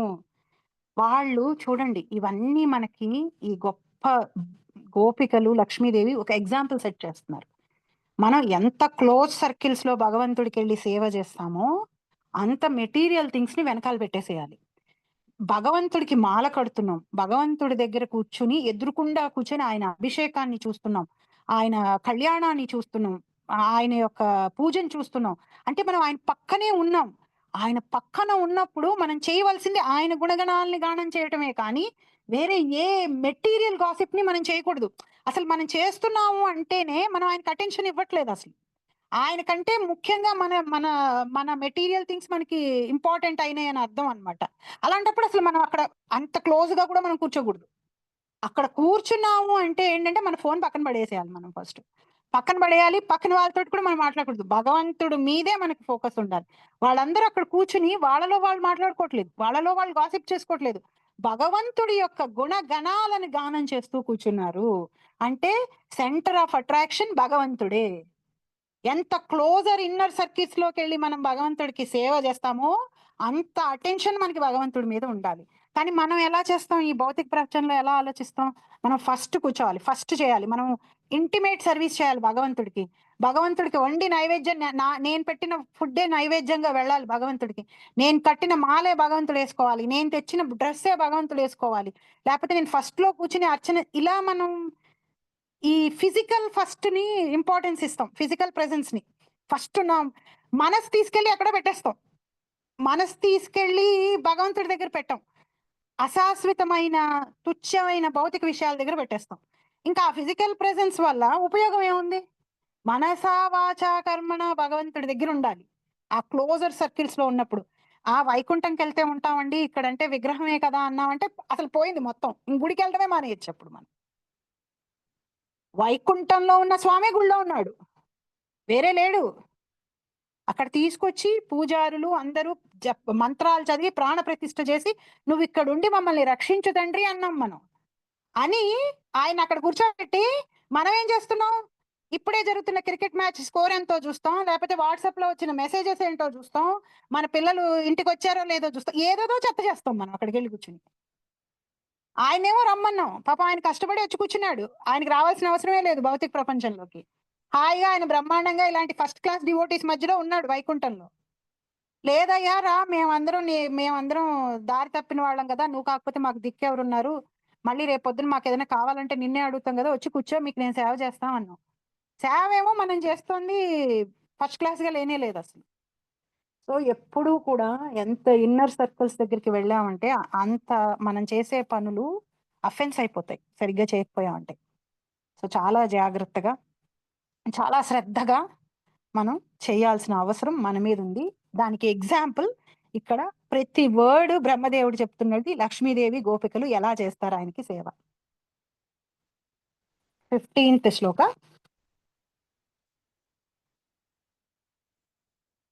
దదర్శ తత్ర కిల సాత్వతాం పతిం దదర్శ తత్రాఖిల సాత్వతాం పతిం. మీకు ఇష్టమైన శ్లోకం అవుతుంది.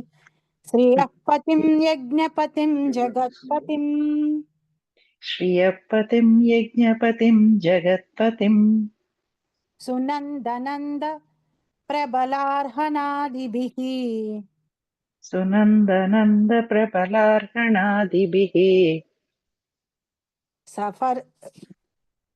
స్వపార్షదాగ్రై పరిసేవితం విభుం.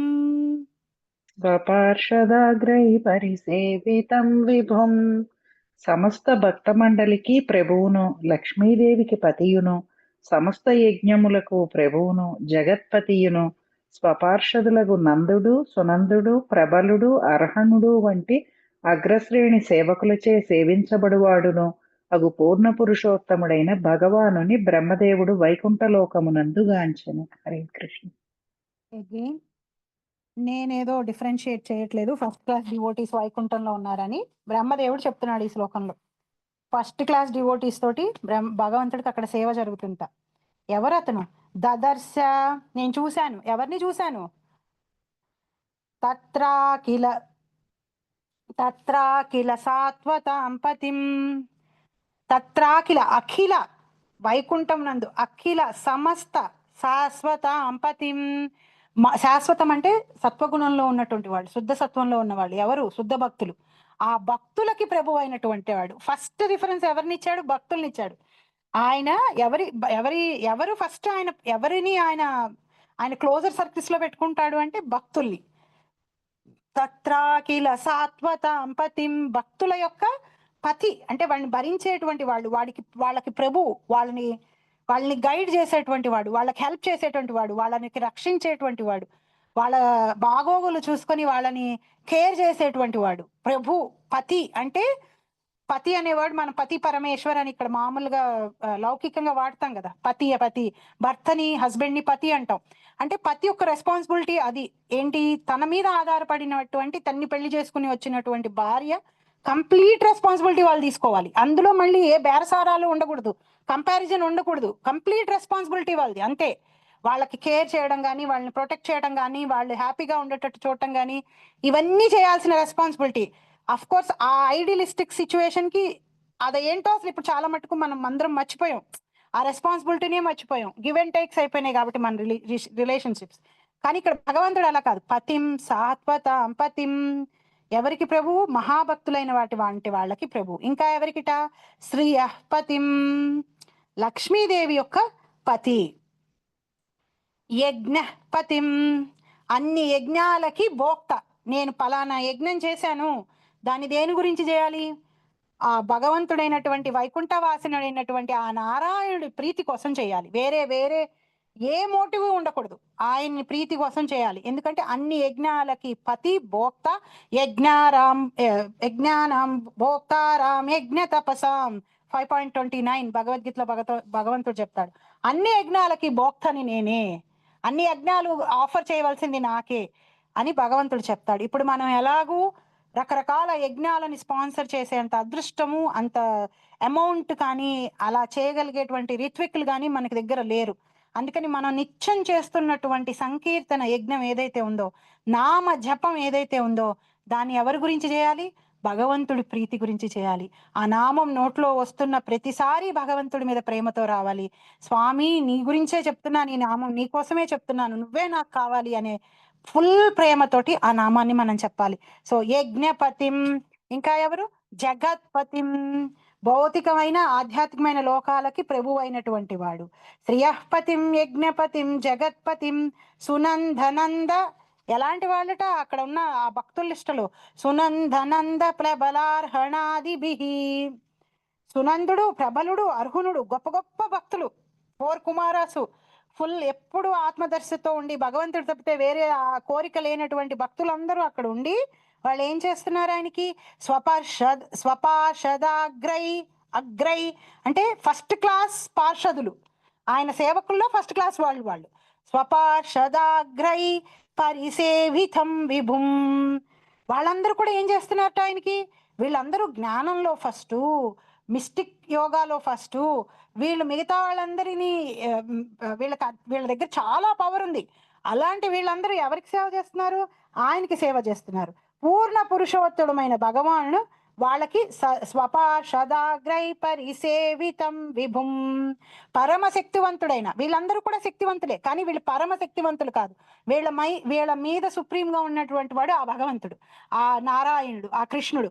ఆయనకి వీళ్ళు సేవ చేస్తున్నారట.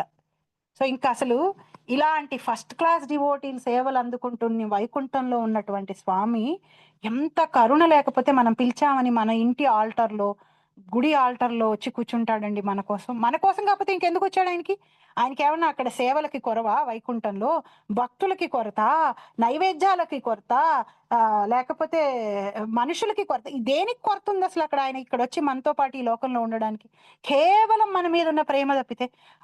అటువంటి ప్రేమ స్వరూపుడైన భగవంతుడు మన కోసం గుళ్ళో ఉన్నప్పుడు మనం ఎంత ప్రేమతో ఆయన్ని చూడడానికి వెళ్ళాలి, ఎంత శ్రద్ధతో ఆయన దగ్గరికి వెళ్ళి కూర్చొని ఆయనతోటి మన ప్రేమని మనం ఎక్స్చేంజ్ చేసుకోవాలి. చూడండి, ఎవరైనా ఒక రాజు గురించి పలికినప్పుడు కార్యదర్శి, ఆంతరంగిక కార్యదర్శి, సేనా నాయకుడు, మంత్రులు, సలహాదారులు వంటి ఆంతరంగిక పరివారమును అతడు కూడి ఉండని సమాజము అవగతమై ఉండును. అదేవిధంగా మనం శ్రీకృష్ణ భగవాను దర్శించినప్పుడు వివిధ శక్తులు, పార్షదులు, ఆంతరంగిక సేవకులు మొదలగు వారిని కూడి ఉన్నట్లుగా ఆ దేవదేవుని గాంతుము. ఆయన ఒక్కడనే ఎప్పుడు చూడం, ఆయన ఒక్కడే ఎప్పుడు ఉండడు. ఆయన చుట్టూ ఉండేటువంటి వివిధ శక్తులు, ఆయనకున్నటువంటి వివిధ శక్తులు అంటే అమ్మవారితో మొదలుకొని ఆయన శక్తులు, ఆయన పార్షదులు, గొప్ప గొప్ప భక్తులు, ఆంతరంగిక సేవకులు అంటే ఇంటిమేట్ గా ఆయనకి సేవ చేసేటువంటి వాళ్ళు, వీళ్ళందరితో ఆయన్ని చూస్తాం. ఆ దేవదేవుని గాంతుము అనగా సకల జీవులకు నాయకుడును, అన్ని సాంప్రదాయముల భక్తులకు ప్రభువు, సర్వైశ్వర్య ప్రభువు, సమస్త యజ్ఞపతియును, తన సృష్టి అందలి ప్రతిదాని భోక్తయును అగు శ్రీకృష్ణ భగవానుడు పరమ పురుషుడు మాత్రమే కాక స్వపార్షదులచే నిత్యము పరివృత్తుడని అయ్యుండెను. వారందరూ ఆ దేవదేవుని ప్రేమయుత దివ్య సేవయందు నెలకొని ఉందురు. మన కాంపిటీషన్ ఎవరితో చూసారా? వాళ్ళతోటి మన కాంపిటీషన్. మనం భగవంతుడు అటెన్షన్ పెట్టుకోవాలి అంటే మనం కూడా దివ్యమైన ప్రేమతో సేవ చేస్తే తప్పితే ఆయన అటెన్షన్ ని మనం గ్రాప్ చేయలేము. వేరే ఏది ఆయన అటెన్షన్ మనం గ్రాప్ చేసేటట్టుగా చేయలేదు. ఎందుకంటే ఆయనకి అక్కడ ఫస్ట్ క్లాస్ ప్రేమ లభిస్తుంది భగవంతుడికి వైకుంఠంలో. So we have to be ఆలోచించాలి మనం.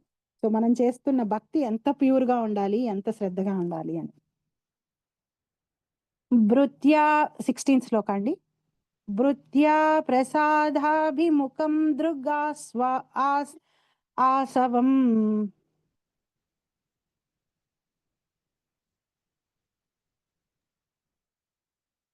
భృత్య ప్రసాదాభిముఖం దృగాసవం ప్రసన్నః సారుణలోచనానం ప్రసన్నః సారుణలోచనానం కిరీటినం కుండలినం చతుర్భుజం కిరీటినం కుండలినం చతుర్భుజం పీతాంసుకం వక్షసి లక్షితం శ్రియా పీతాంసుకం వక్షసి లక్షితం శ్రియా. సేవకులపై అనుగ్రహమును చూపనున్నట్లు గోచరించిన వాడును, తన చూపే మత్తును కలుగజేయుచు ఆకర్షణీయమై ఉన్నవాడును అగు భగవానుడు మిగుల ప్రసన్నుడైనట్లుగా గోచరించెను. మనోహరమగు ఎర్రని వర్ణముతో అలంకృతమైన దరహాస వదనమును అతడు కలిగి ఉండెను. పీతవసనమును దాల్చి అతడు కర్ణ కుండలములను కిరీటమును ధరించి ఉండెను. చతుర్భుజుడైన ఆ దేవదేవుని వక్షస్థలము లక్ష్మీదేవిచే చిహ్నితమై ఉండెను. హరే కృష్ణ. ఇక్కడ భగవంతుడి గురించి చెప్తున్నాడు. భృత్యా ప్రసాదాభిముఖం, తన సేవకులకి అనుగ్రహం ఇవ్వడానికి రెడీగా ఉన్నట్టుగా కనిపిస్తున్నట్ట. సేవ చేస్తున్న వాళ్ళని ఏమాత్రం డిసప్పాయింట్ చేయకుండా వాళ్ళ ప్రేమని తీసుకుని వాళ్ళకి ప్రేమని ఇచ్చే పొజిషన్ లో భగవంతుడు ఉన్నాడు. ఇంకా ఏంటిట? దృగాసవం, ఆయన చూపులు ఎలా ఉన్నాయి అంటే వశం చేసుకునేటట్టు ఉన్నాయి. అంటే ఒకసారి ఆయన్ని చూసాము అంటే మళ్ళీ మన చూపు వేరే వైపుకి తిప్పుకోలేమన్నమాట. పూర్తిగా ఆయన మాయలో, ఆయన వశంలో పడిపోతాం. అంటే అసలు ఎంత ఎంత ఆల్ అట్రాక్టివో భగవంతుడు చూడండి. తన చూపే మత్తును కలుగజేయును, ఆకర్షణీయముగా ఉన్నవాడును అగు భగవానుడు లోచనాననం. భగవంతుడి నవ్వు, ఎర్రని కళ్ళు, ఆయన యొక్క రూపం, ఆయన వదనం, ఇవన్నీ కూడా చాలా ఆకర్షణీయంగా ఉన్నాయట. అవి ఎంత ఆకర్షణీయంగా ఉన్నాయంటే మనల్ని వశం చేసేసుకుని మనల్ని ఆ మత్తులో ఎప్పటికీ ఉండిపోయేటట్టుగా చేసేటట్టుగా ఉన్నాయట. అసలు అంటే ఒకసారి చూస్తే నేను మళ్ళీ చూపు మళ్లించుకోలేకపోతున్నాను ఆయన వైపు నుంచి అన్నట్టుగా. కిరీటినం కుండలినం చతుర్భుజం. కృష్ణుడు కిరీటం పెట్టుకుంటాడండి?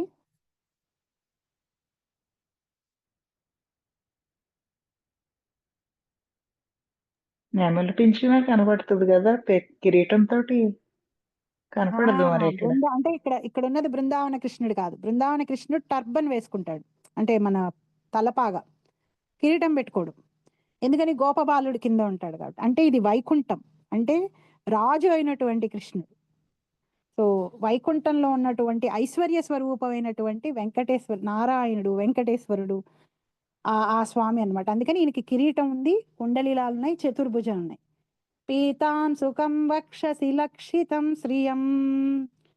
సో ఇంకా ఏమున్నాయి? ఈయనకి పీతవసనము దాల్చి అతడు కర్ణకుండలమును కిరీటమును ధరించి ఉండెను. చతుర్భుజుడైన ఆ దేవదేవుడు వక్షస్థలము లక్ష్మీదేవిచే చిహ్నితమై ఉన్నది.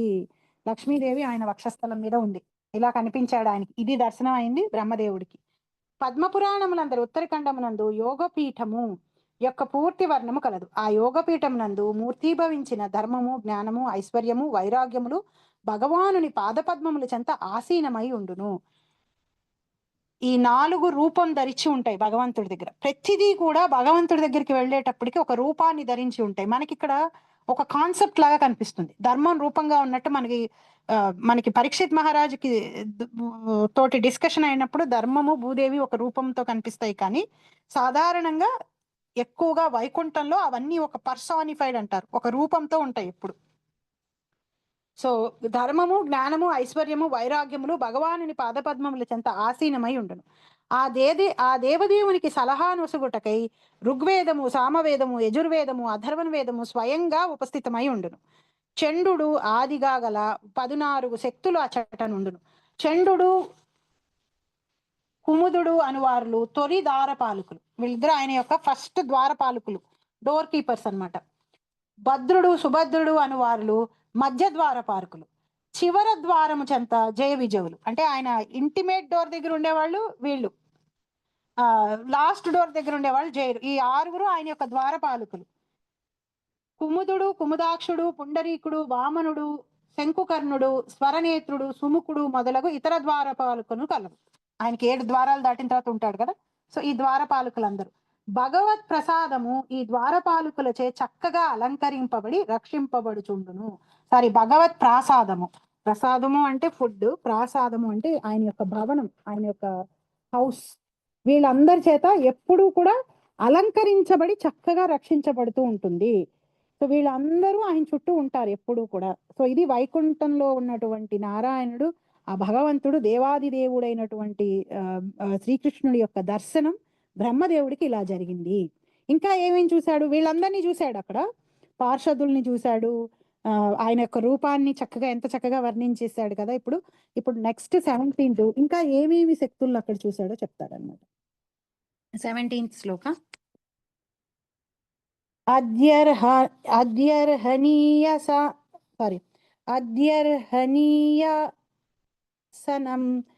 ఆస్థితం పరం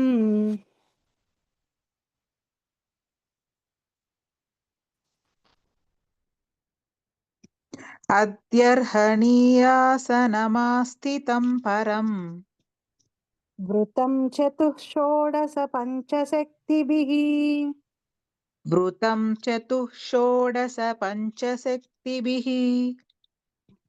యుక్తం భగైస్వైర్ ఇతరత్ర చాద్రువై తం భగైస్వైరితరత్ర చాద్రువైః స్వయేవ ధామన్ రమమానమీశ్వరం. స్వయేవ ధామం రమమాణమీశ్వరం. భగవానుడు తన సింహాసనమునందు ఆసీనుడై చతుశక్తులు, షోడశ శక్తులు, పంచశక్తులు అనేడి వివిధ శక్తుల చేతను మరియు తాత్కాలిక స్వభావము కలిగిన ఇతర అల్పశక్తులతో పాటుగా 6 సహజ ఐశ్వర్యములతోనూ పరివృత్తుడై ఉండెను. కాని ఆతడే స్వధామమున రమించెడి వాస్తవమగు ఈశ్వరుడై ఉన్నాడు. హరే కృష్ణ.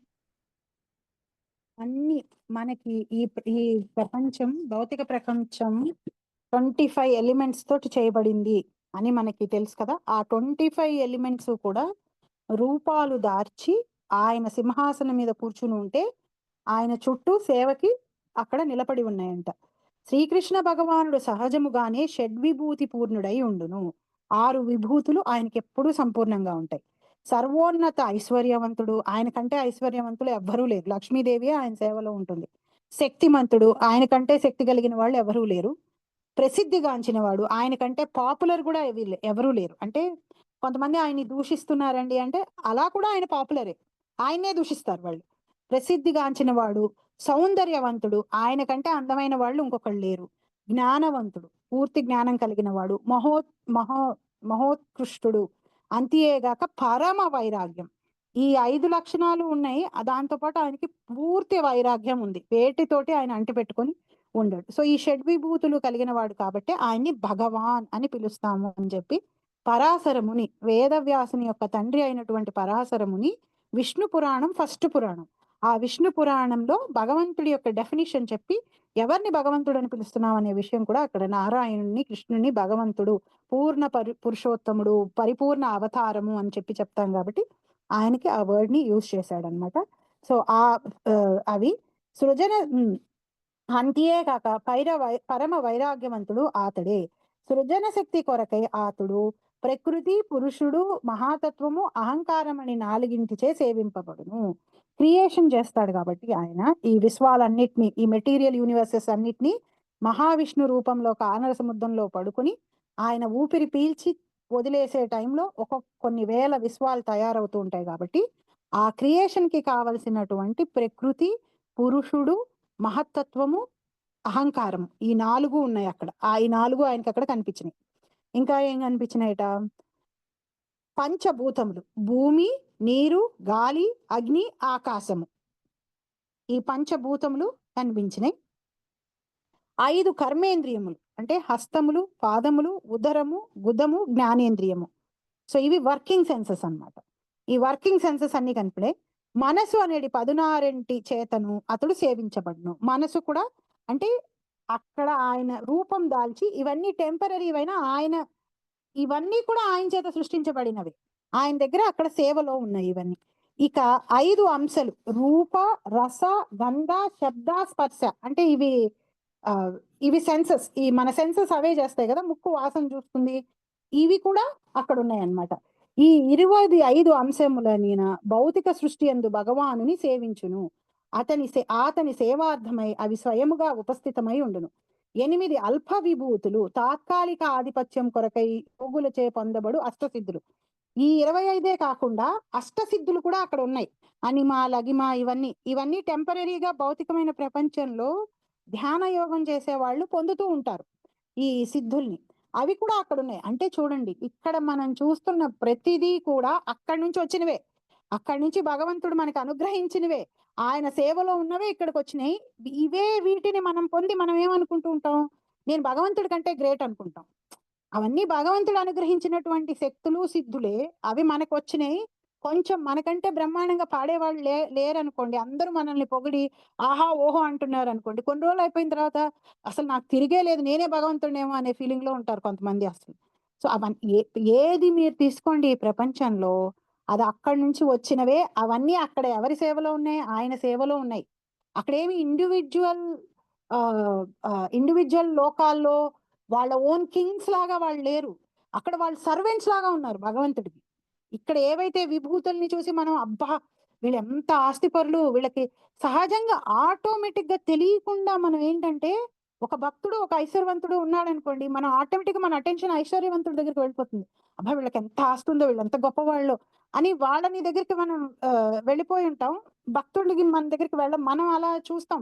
కానీ ఇవన్నీ అక్కడ ఇవన్నీ భగవంతుడి దగ్గర అక్కడ సేవకుల్లాగా నిలబడి ఉన్నాయన్నమాట. ఈ భౌతిక ప్రపంచంలో కనిపిస్తున్న ఈ విషయం అని. అతని నియంత్రణ యందే ఉండును. ఎటువంటి శ్రమ లేకని అటువంటి శక్తులన్నిటినీ అతడు సహజ రీతిని పూర్ణముగా కలిగిండును. కనుకనే అతడు పరమేశ్వరుడై ఉన్నాడు. ఇవన్నీ ఆయన కంట్రోల్లో ఉండి, ఆయన సేవలో ఉండి, ఆయనచే మనకి ఈ లోకంలో ఇవ్వబడుతున్నవి. ఇవి పొంది మనం ఆయనతో పోటీ పడుతూ ఉంటాం. ఇంకా మన అజ్ఞానానికి అంతే లేదనిపిస్తుంది చూసి తెలుసుకున్న కొద్దిగా. తీవ్ర తపస్సుచే దేహపరమగు కసరత్తులతే జీవుడు ఏదియో కొంత అద్భుత శక్తిని తాత్కాలికముగా పొందవచ్చును. కానీ అది అతనిని దేవదేవుని మాత్రం చేయజాలదు. దేవదేవుడు స్వశక్తిచే యోగులందరికన్నను అనంతముగా పరమశక్తుడై ఉన్నాడు. జ్ఞానులందరికన్నను అపరిమితముగా జ్ఞానవంతుడై ఉన్నాడు. ధనవంతులందరికన్నను పరమ ఐశ్వర్యవంతుడై ఉన్నాడు. సుందరులకు జీవుల కన్నను పరమ సుందరుడై ఉన్నాడు. ఉపకారులందరికన్నను పరమోపకారి అయి ఉన్నాడు. అందరికన్నను అతడు అధికుడు. అతనికి సముడు కాని అధికుడు కాని లేడు. ఎంతటి తపస్సు చే కాని లేదా యోగ ప్రదర్శనలచే కాని ఎవ్వరును ఆ శక్తులలో ఒక్కదాని యందు ఆ దేవదేవుని పూర్ణత్వ స్థాయిని చేరజాలరు. ఎవ్వరు కూడా ఆయన రేంజ్కి వెళ్ళలేరు. ఎంత తపస్సు చేయి, ఏమి చేయి, ఆయన కంటే అందంగా అవ్వలేం, ఆయన కంటే జ్ఞానంగా ఉన్న వాళ్ళలాగా అవ్వలేం, ఆయన కంటే ఐశ్వర్యవంతులుగా అవ్వలేం, ఆయన కంటే వైరాగ్యంతో ఉన్న వాళ్ళలాగా అవ్వలేం, ఆయన కంటే పేరు కలిగిన వాళ్ళ కింద అవ్వలేం. పీరియడ్. ఆయనే అన్నిట్లోనూ హైయెస్ట్. ఇప్పుడు ఆలోచించండి, మనం ఎవరికి జైలు కొట్టాలి, ఎవరి పార్టీలో మనం ఉండాలి, ఎవరి దృష్టిలో మనం ఉండాలి. సహజంగా మనం ఎలా అనుకుంటాం, మన నెట్వర్క్, ఇప్పుడు ఇదొక వర్డ్ మనం వింటూ ఉంటాం కదా, మనకి మంచి నెట్వర్క్ ఉండాలి, ఈ ఊర్లో ఉన్న మంచి ఐశ్వర్యవంతులతోటి, మంచి పేరు కలిగిన వాళ్ళతోటి, మంచి ఉద్యోగస్తులతోటి మనకి నెట్వర్క్ ఉంటే రేపొద్దున మనకి ఏదైనా కష్టం వస్తే వాళ్ళు మనకి హెల్ప్ చేస్తారు. మనకి అసలు వాళ్ళతోటి ఫ్రెండ్షిప్పే లేకపోతే వాళ్ళు మనకి ఎలా హెల్ప్ చేస్తారు అని చాలా కష్టపడి రిలేషన్షిప్స్ ని మెయింటైన్ చేసుకుని ఎస్టాబ్లిష్ చేసుకోవడానికి ప్రయత్నం చేస్తూ కనిపిస్తూ ఉంటారు. అసలు నిజంగా ఉండాల్సిన రిలేషన్షిప్ భగవంతుడితోటి. ఆయనతో అంటూ ఉందనుకోండి, ఆయన ఎటు నుంచి ఎవరినైనా నడిపించగలడు. సో దేనికి మనం ఇంపార్టెన్స్ ఇవ్వాలి, దేన్ని మన లైఫ్ లో ప్రయారిటైజ్ చేసుకుని ఫస్ట్ గా పెట్టుకోవాలి అనేది ఇక్కడ ఈ పర్పట్ నేను చదవడానికి కారణం ప్రభుపాద రాసిన వర్డ్స్ ఆర్ సో ఎక్సలెంట్. ఆయన కంటే అందరికన్నను అతడు అధికుడు. అతనికి సముడు గాని అధికుడు గాని లేడు. ఎంతటి తపస్సు చేయగాని లేదా యోగ ప్రదర్శన చేయగాని ఎవ్వరును ఆ శక్తుల్లో ఒక్కదాని అందును ఆ దేవదేవుని పూర్ణత్వ స్థాయిని చేరజాలరు. యోగులు అతని కరుణ పైననే ఆధారపడి ఉన్నారు. తమ అపరిమిత దాతృత్వ స్వభావము కారణమున అతడు యోగులకు ఏవియో కొన్ని యోగ శక్తులు నొసుగుచుండును. యోగులు వాటి కొరకై అత్యాస పడుటయే అందుకు కారణం. కానీ దివ్యమగు సేవను తప్ప అన్యమును తన నుండి కోరని విశుద్ధ భక్తుల ఎడ ఆ దేవదేవుడు మిగుల ప్రసన్నుడై వారి విశుద్ధ సేవకు ప్రతిఫలముగా తననే వారికి అర్పించుకొనును. చూడండి, ఇది ఇవాళ మేము మార్నింగ్ కుంతి ప్రేయర్స్ చదువుతున్నాం 9:30 క్లాస్ లో, చిన్నపిల్లల క్లాస్ లో. ఈ పాయింటే మేము అక్కడ డిస్కస్ చేస్తున్నాం అనమాట. ఆ తల్లి కుంతిదేవి చెప్తూ ఉంటుంది, ఏదో ఒక వస్తువుతో వెళ్ళి ఆయన్ని అడిగే వాళ్ళకి ఆ వస్తువు ఇచ్చి పంపించేస్తాడు. ఎందుకని? వాళ్ళు పూర్తి ప్రేమతో, ఆయన మీద ప్రేమతోటి రాలేదు, ఏదో ఒక మోటివ్ తో వచ్చారు. అది చాలా తేలిక ఆయనకి ఇవ్వడం, వాళ్ళకి ఇచ్చి పంపించేస్తాడు. ఆయన్ని శుద్ధ భక్తులు వస్తేనే ఆయన ట్రబుల్లో పడతాడు. ఎందుకని? ఆయనకు అర్పించేసుకుంటాడు కాబట్టి. సో ఇక్కడ ఈ లాస్ట్, సో యోగుల ఇప్పుడు యోగం చేస్తారు, ధ్యాన యోగం చేస్తారు కొంతమంది, సమాధి స్టేజ్ వరకు వెళ్ళాలి. సమాధి స్టేజ్ వరకు వెళ్లే లోపల ఏమవుతుందంటే ఈ అష్టసిద్ధులు వాళ్ళకి లభించడం మొదలు పెడతాయి. అనిమ, లగిమ ఇవన్నీ కూడా, అంటే చిన్నగా అయిపోవడం, పెద్దగా అవగలగడం, ఎక్కడో ఉన్న వస్తువు గురించి తెలియగలగడం, కొంత భవిష్యత్తు తెలుసుకోగలగడం, వాళ్ళు మాట్లాడుతున్న మాటలు నిజం అవటము, ఇవన్నీ జరుగుతూ ఉండేటప్పటికి ఏమవుతుందంటే వాళ్ళని ఆటోమేటిక్ గా తెలియని వాళ్ళు ఏమనుకుంటారంటే వీళ్ళు దేవతలేమో, వీళ్ళు దేవుళ్ళేమో, వీళ్ళకి ఇంత పవర్ ఉంది, వీళ్ళకి ఇంత యోగ శక్తి ఉంది అని వాళ్ళని పూజించడం మొదలెడతారు. ఆ పూజించడం మొదలెట్టేటప్పటికి వాళ్ళు కూడా ఏం చేస్తారు, వాటిని ఈ మెటీరియల్ బెనిఫిట్స్ కోసం వాడడం మొదలు పెట్టేస్తారు.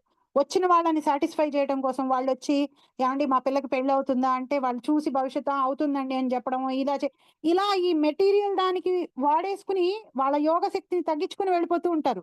అవన్నీ ఇవ్వడం భగవంతుడికి చాలా తేలికట. వచ్చి వాళ్ళు అడిగితే, ఇక్కడ ప్రభుపాద రాసిన లైన్ చూడండి, అతడు యోగులకు ఏవియో కొన్ని యోగ శక్తులు నొసుగుచుండును, యోగులు వాటి కొరకై అత్యాస పడుటయే అందుకు కారణం. యోగులు వాటిని కోరుకుంటారు కాబట్టి ఆ యోగులు కూడా డిస్ట్రాక్ట్ అయిపోతారు. ఈ సిద్ధుల వల్ల వస్తున్న అప్రిషియేషన్, పేరు, వీటికి జనాలు వెనకాల రావడము, ఫాలోవర్స్ పెరగడం, ఇవి చూసి డిస్ట్రాక్ట్ అయిపోయి ఇవే కోరుకుంటారు, గమ్యాన్ని కోరుకోరు. లేదు నేను మోక్షాన్ని పొందాలి, పరమాత్మని పొందాలి, భగవంతుడిని పొందాలనే గమ్యం వరకు వెళ్ళలేకపోతారు. కానీ శుద్ధ భక్తులైనటువంటి వాళ్ళు ఏం చేస్తారు, కానీ దివ్యమగు సేవను తప్ప అన్యమును తన నుండి కోరని విశుద్ధ భక్తుల ఎడ ఆ దేవదేవుడు మిగుల ప్రసన్నుడై వారి విశుద్ధ సేవకు ప్రతిఫలముగా తనని తానే వారికి అర్పించుకొనును. సో మన గోల్ ఎప్పుడు కూడా ఈ విశుద్ధ భక్తి, pure devotional service to the lord.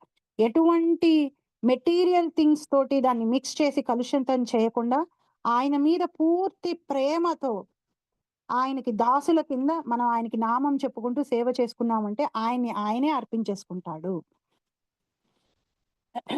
18th శ్లోక. తద్దర్శనాహ్లాద పరిప్లుతాంతరో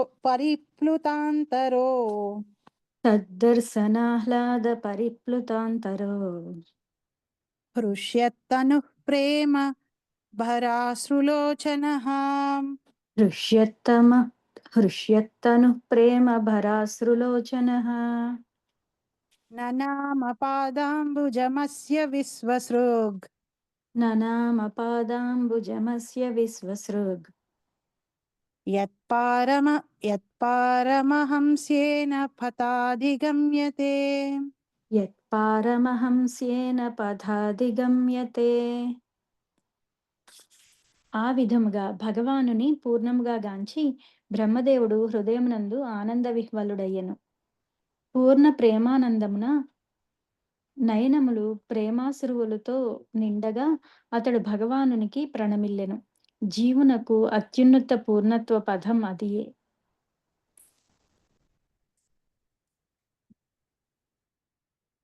తద్దర్శనాహ్లాద, భగవంతుని దర్శనం అవ్వంగానే బ్రహ్మదేవుడు ఆనందంతో పొంగిపోయాడు, విహ్వలుడైపోయాడు. అంటే కంట్రోల్ చేసుకోలేని ఓవర్వెల్మ్ అయిపోయాడు అనమాట. అంత ఎక్స్టసీ వచ్చేసింది ఆయనకి.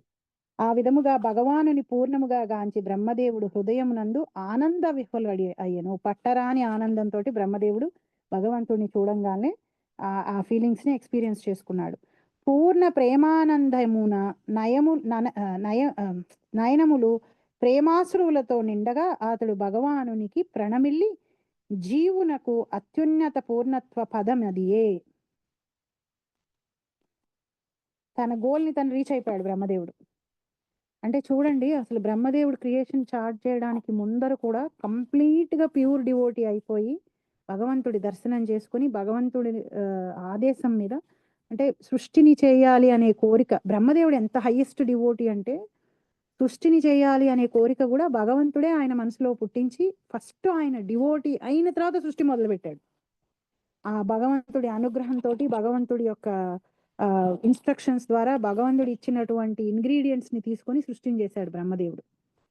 అట్లాంటి బ్రహ్మదేవుడు కాన్స్టెంట్ గా ఆయన పొజిషన్ లో ఆయన క్లియర్ గా ఉంటాడు ఎప్పుడు. అప్పుడప్పుడు ఆయన కూడా మోహంలో పడిపోతాడు. చూశాడు, ఇప్పుడు దేవుణ్ణి చూశాడు. అలాంటి చూసిన వాడు కూడా మనకి 10th క్లాంటోలో కృష్ణుడుగా ఆయన కిందకు వచ్చినప్పుడు ఆయన చేస్తున్న పనులన్నీ చూసి కన్ఫ్యూజ్ అయిపోతాడు. ఈయన నిజంగా నేను చూసిన ఆ దేవుడు ఈయనేనా అని డౌట్ పడతాడు అనమాట. అంటే అంత రియలైజేషన్ అయిన వాళ్ళని కూడా మనం ఒక్కొక్కసారి డౌట్ లో పడిపోతూ ఉంటాం. సో ఎంతో కేర్ఫుల్ గా ఉండాలి. బ్రహ్మదేవుడు ఏమి ఈజ్ నాట్ ఎన్ ఆర్డినరీ. చాలా మందికి ఏదో ఒక చిన్న పాస్ టైం తీసుకుని బ్రహ్మదేవుడిది దాన్ని ఎక్కువగా రిఫర్ చేసి ఆ నెగిటివ్ కాంటెక్స్ట్ లో బ్రహ్మదేవుడిని మాట్లాడుతుంటారు. కానీ బ్రహ్మదేవుడు is the most greatest devotee. అసలు ఆయన కోసమే భగవంతుడు బోల్డ్ అవతారాలు ఎత్తేసాడు. ఆయన ఇచ్చిన వరాల్ని ఫుల్ఫిల్ చేయడం కోసం. ఆయన మాట నిలబెట్టడం కోసం. ఆయన అల్లాటప్ప మనిషి అయి ఉంటే ఆయన ఇచ్చిన మాట నిలబెట్టడం కోసం భగవంతుడు అవతారం తీసుకుని కిందకి రావాల్సిన అవసరం లేదు. బ్రహ్మదేవుని 4 తిట్లు తిట్టి నీకేం పని పాట లేదా, ఏది బట్టే అది నువ్వు వరం ఇచ్చేస్తావు, నాకు ఇంకా అదే పని, నీ వరాలని నేను నిజం చేయటమేనా అని చెప్పినా కానీ బ్రహ్మదేవుడు ఏమి అనే పొజిషన్ లో ఉండడు యాక్చువల్లీ. అని అలా చేయడు భగవంతుడు. ఎందుకని? బ్రహ్మదేవుడు గొప్ప భక్తుడు, ఆయన మాట నిలబెడతాడు. బ్రహ్మదేవుడు ఏదైనా మాట ఇచ్చాడంటే నా మీద భరోసా ఇచ్చాడు నా భక్తుడు, I will take care of it. అలా అసలు మనకు కూడా అంత ధైర్యం ఉండాలండి. భక్తులు అయిన వాళ్ళం మనం కూడా అంత ధీమాతోటి అంత ధైర్యంతో బతకాలి. ఇలాంటి చిన్న చిన్న జుజుబీ జీవితంలో వచ్చేటువంటి చిన్న చిన్న కష్టాలకి కింద మీద పడిపోయి భయపడిపోయి బాధపడిపోయి భగవంతుడు చేయలేడేమో, ఆయనకి శక్తి లేదేమో, ఆయన వల్ల కాదేమో అని మనం అనుమానం పడుతూ ఉంటాం చూసారా. ఆయన చేయలేదంటూ ఏమి లేదు, ఆయన చేయగలుగుతాడు, ఆయన చేయాలనుకుంటున్నాడా లేదా అది భక్తులైన వాళ్ళు ఉంటే అక్కడ ఆయన చేయాలనుకోకపోవడం అనే క్వశ్చనే లేదు. వాళ్ళ కోసం ఏమైనా చేస్తాడు ఆయన. ఇంకా అప్పుడు మనం చేయాల్సింది ఏంటి? గ్రేట్ భక్తులు అవడమే కదా, ఇంకా వేరే ఏమి చేయకూడదు. డౌట్లు పెట్టుకోవడం, అనుమానించడం ఇవన్నీ మనం చేయకూడదు యాక్చువల్లీ.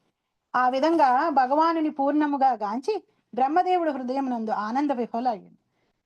పూర్ణ ప్రేమానందమున నయనములు ప్రేమాశ్రువులతో నిండగా అతడు భగవానునికి ప్రణమిల్లెను. ఫస్ట్ చేసిన పని ఏంటి? గుడికి వెళ్ళంగానే భగవంతుని చేయాల్సిన పని ఏంటంటే మన తలకాయని తీసుకెళ్లి నేల మీద ఆంచి నేను నీ సేవకుడిని. ఎందుకని? తల గర్వానికి ఇండికేషన్ అన్నమాట. తలెత్తుకుని తిరుగు అని సినిమాల్లో వాటిలో చెప్తూ ఉంటారు కదా. అంటే అహంకారంతో గర్వంతో తిరగడాన్ని తలెత్తుకుని తిరగడం. నేను ఫలానా గ్రేట్, నేనేంటి తల వంచడం ఏంటి ఇంకొకరి కింద అని మనం ఫీల్ అవుతాం. కాబట్టి మనం ఫస్ట్ థింగ్ ఇది నా పొజిషన్ భగవంతుడా, నేను నీ నిత్య దాసుని, ఐఎమ్ యువర్ సర్వెంట్, నేను నీ సర్వెంట్ని, నీ దగ్గర అటెండెన్స్ వేయించుకుంటున్నానని ఫస్ట్ చేయాల్సిన పని అది. గుడికి వెళ్ళంగానే బ్రహ్మదేవుడు చేశాడు, బ్రహ్మదేవుడే చేశాడు, ఇంకా మనం ఎంత? సృష్టిని చేసినటువంటి ఈ విశ్వంలో ఉన్నటువంటి బ్రహ్మదేవుడు చేస్తున్నాడు. మనం చిన్న చిన్న కార్యాలు భగవంతుడి కోసం చేస్తున్నప్పుడు మనం ఎంత అటెన్షన్తో వెళ్ళి ఫస్ట్ ఆయనకి నమస్కారం చేసి, నాయనా నేను నీ సేవకు వచ్చాను, ఇక్కడ నేను ఏదో సేవ సైన్ అప్ చేశాను నీకు చేద్దామని చెప్పి అని ముందు ఆయన కాళ్ళ దగ్గర ప్రణమిల్లి నాకు ఈ సేవని చేయడానికి కావాల్సిన బుద్ధిని, శక్తిని, ఇంటెలిజెన్స్ని, అహంకారం లేకపోవడాన్ని ఇవన్నీ నువ్వే ప్రసాదించాలి అని ఆయనకి దండం పెట్టుకుని అప్పుడు కదా మనం వెళ్ళి సేవ చేయాలి. మనం ఆపోజిట్ చేస్తాం అంతా. మనమే అసలు అన్ని భగవంతుడు అన్నట్టు ఫీల్ అవుతూ ఉంటాం కొంచెం ఎక్కువ సేవ చేయగలం. ఎంత హంబుల్నెస్, ఎంత హ్యూమిలిటీ, ఎంత మన పొజిషన్ లో మనం ఉండాలో ఇవన్నీ ఈ ప్రతి ఒక్క వర్డ్, వీళ్ళు చేస్తున్న ప్రతి ఒక్క పని సుఖదేవ గోస్వామి రాయడానికి అర్థం ఏంటంటే బ్రహ్మదేవుడు ప్రణమిన్నాడు అని వదిలేసామంటే అక్కడ మనం నేర్చుకోవాల్సింది ఏమి లేదు అసలు. ఇంకా బ్రహ్మదేవుడికి ఏం పని పట్టలేదు, సృష్టి చేస్తున్నాడు కాబట్టి చేశాడులే, నేనేమన్నా సృష్టి చేస్తున్నానా అని మనం పక్కన పెట్టేయచ్చు. మన లెవెల్లో మనం కూడా చేసే పనులు చాలా ఉంటాయి కదా, మనం కూడా చేసే సేవలు మనకు ఉంటాయి కదా. అలాంటివి కూడా మనం కొన్నిసార్లు చేయలేమండి భగవంతుడు అనుగ్రహం లేకపోతే. ఎంతమంది నేను కొన్ని ఇనీషియల్ డేస్ ఆఫ్ బ్రహ్మోత్సవం అప్పుడు నేను చాలా బాధపడేదాన్ని భగవంతుడి దగ్గర. కరెక్ట్ గా ఆ టైంకి నాకు టైం వచ్చేది అనమాట. నేను కొన్ని సంవత్సరాల పాటు నేను సేవ చేయలేకపోయేదాన్ని. ఏదో ఫస్ట్ డే సెకండ్ డే చేయగలిగేదాన్ని, తర్వాత చేయలేకపోయేదాన్ని. నేను అనుకునేదాన్ని ఎప్పుడు లేదు ఇప్పుడే ఎందుకు ఇస్తున్నావు అయ్యా నాకు, నన్ను ఇట్లా సేవకి దూరం పెట్టేస్తున్నావు తండ్రి. సో మనం అలా అన్డిఫీటబుల్ పీపుల్ కాదు. ఏదో ఒకటి మనకు వచ్చేస్తుంది, మనం అహంకరించామంటే మనం సేవ చేయలేకపోతాం. అసలు ఏమీ అక్కర్లేదు. ఉత్తి పుణ్యానికి ఇంట్లో ఏదో దెబ్బలాడుకున్నారనుకోండి, మీరు మీ మనసు బాగలేదు అనుకోండి, మీరు గుడికి వెళ్ళడం మానేస్తారు చాలా మంది, లేకపోతే ఆ సేవ చేయడం మానేస్తారు. ఏది మీ సేవకు అడ్డు రాకూడదు. ఇంకా ఎలాగూ మనం పోస్ట్ పోన్ చేయలేని అడ్లంటూ ఉంటాయి కొన్ని, వాటిని మనం ఏమీ చేయలేము. అవి కాకుండా చాలా వింతగా చాలా మంది మనం చాలా విషయాల్ని పోస్ట్ పోన్ చేస్తాం దేవుడికి సంబంధించినవి. ఎప్పుడు చేయకూడదు. ఎంత సాధ్యమైతే అంత, ఎంత చేయగలిగితే అంత, ఏవి పక్కన పెట్టుకోగలిగితే వాటిని పక్కన పెట్టుకొని భగవంతుడి సేవ ఫస్ట్ చేయాలి. అక్కడ ఎవరింటికి వెళ్ళి చేస్తున్నాం, ఎవరితో చేస్తున్నాం అనేది అసలు మ్యాటరే కాదు. భగవంతుడే మ్యాటర్ మనకి, ఇంకా వేరే ఏం మ్యాటర్ లేదు. నాకు ఇష్టమైన వాళ్ళు ఉన్నారా లేదా, నాకు ఇష్టమైన వాళ్ళతోటే నేను సేవ చేస్తాను, ఇవన్నీ ఇన్ని కండిషన్స్ పెట్టుకోకూడదు. మనం ఆల్రెడీ మనం మార్చలేని తీర్చలేని కండిషన్స్ బోల్డ్ ఉంటాయి. దానికి అడిషనల్ గా మనం ఇంకా బోల్డ్ తెచ్చిపెట్టుకున్నాం అనుకోండి, మనం అక్కడ భగవంతుడిని కాదు కదా, మనకి మనం ఇంపార్టెన్స్ ఇచ్చుకుంటున్నాం. దట్ ఈస్ వెరీ వెరీ అదేమి అన్యాభిలాషిత శూన్యం, ప్యూర్ డివోషన్ కాదు.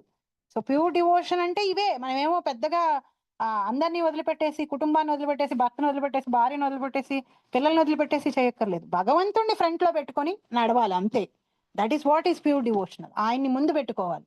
ఆయన అనుగ్రహం, ఆయన ఆయన దాసులం కింద ఎప్పుడు మనం తల ఎత్తుకొని తిరగాలి, ఆయన ముందు తల దించుకొని తిరగాలి, ఆయన ముందు తల దించుకోవాలి, ఆయన దగ్గర ఆయన పాదాల దగ్గర తల పెట్టాలి, బయట ఆయన దాసుల కింద తల ఎత్తుకొని తిరగాలి. వేరే ఐడెంటిఫికేషన్ ఏమి ఉండకూడదు మనకి.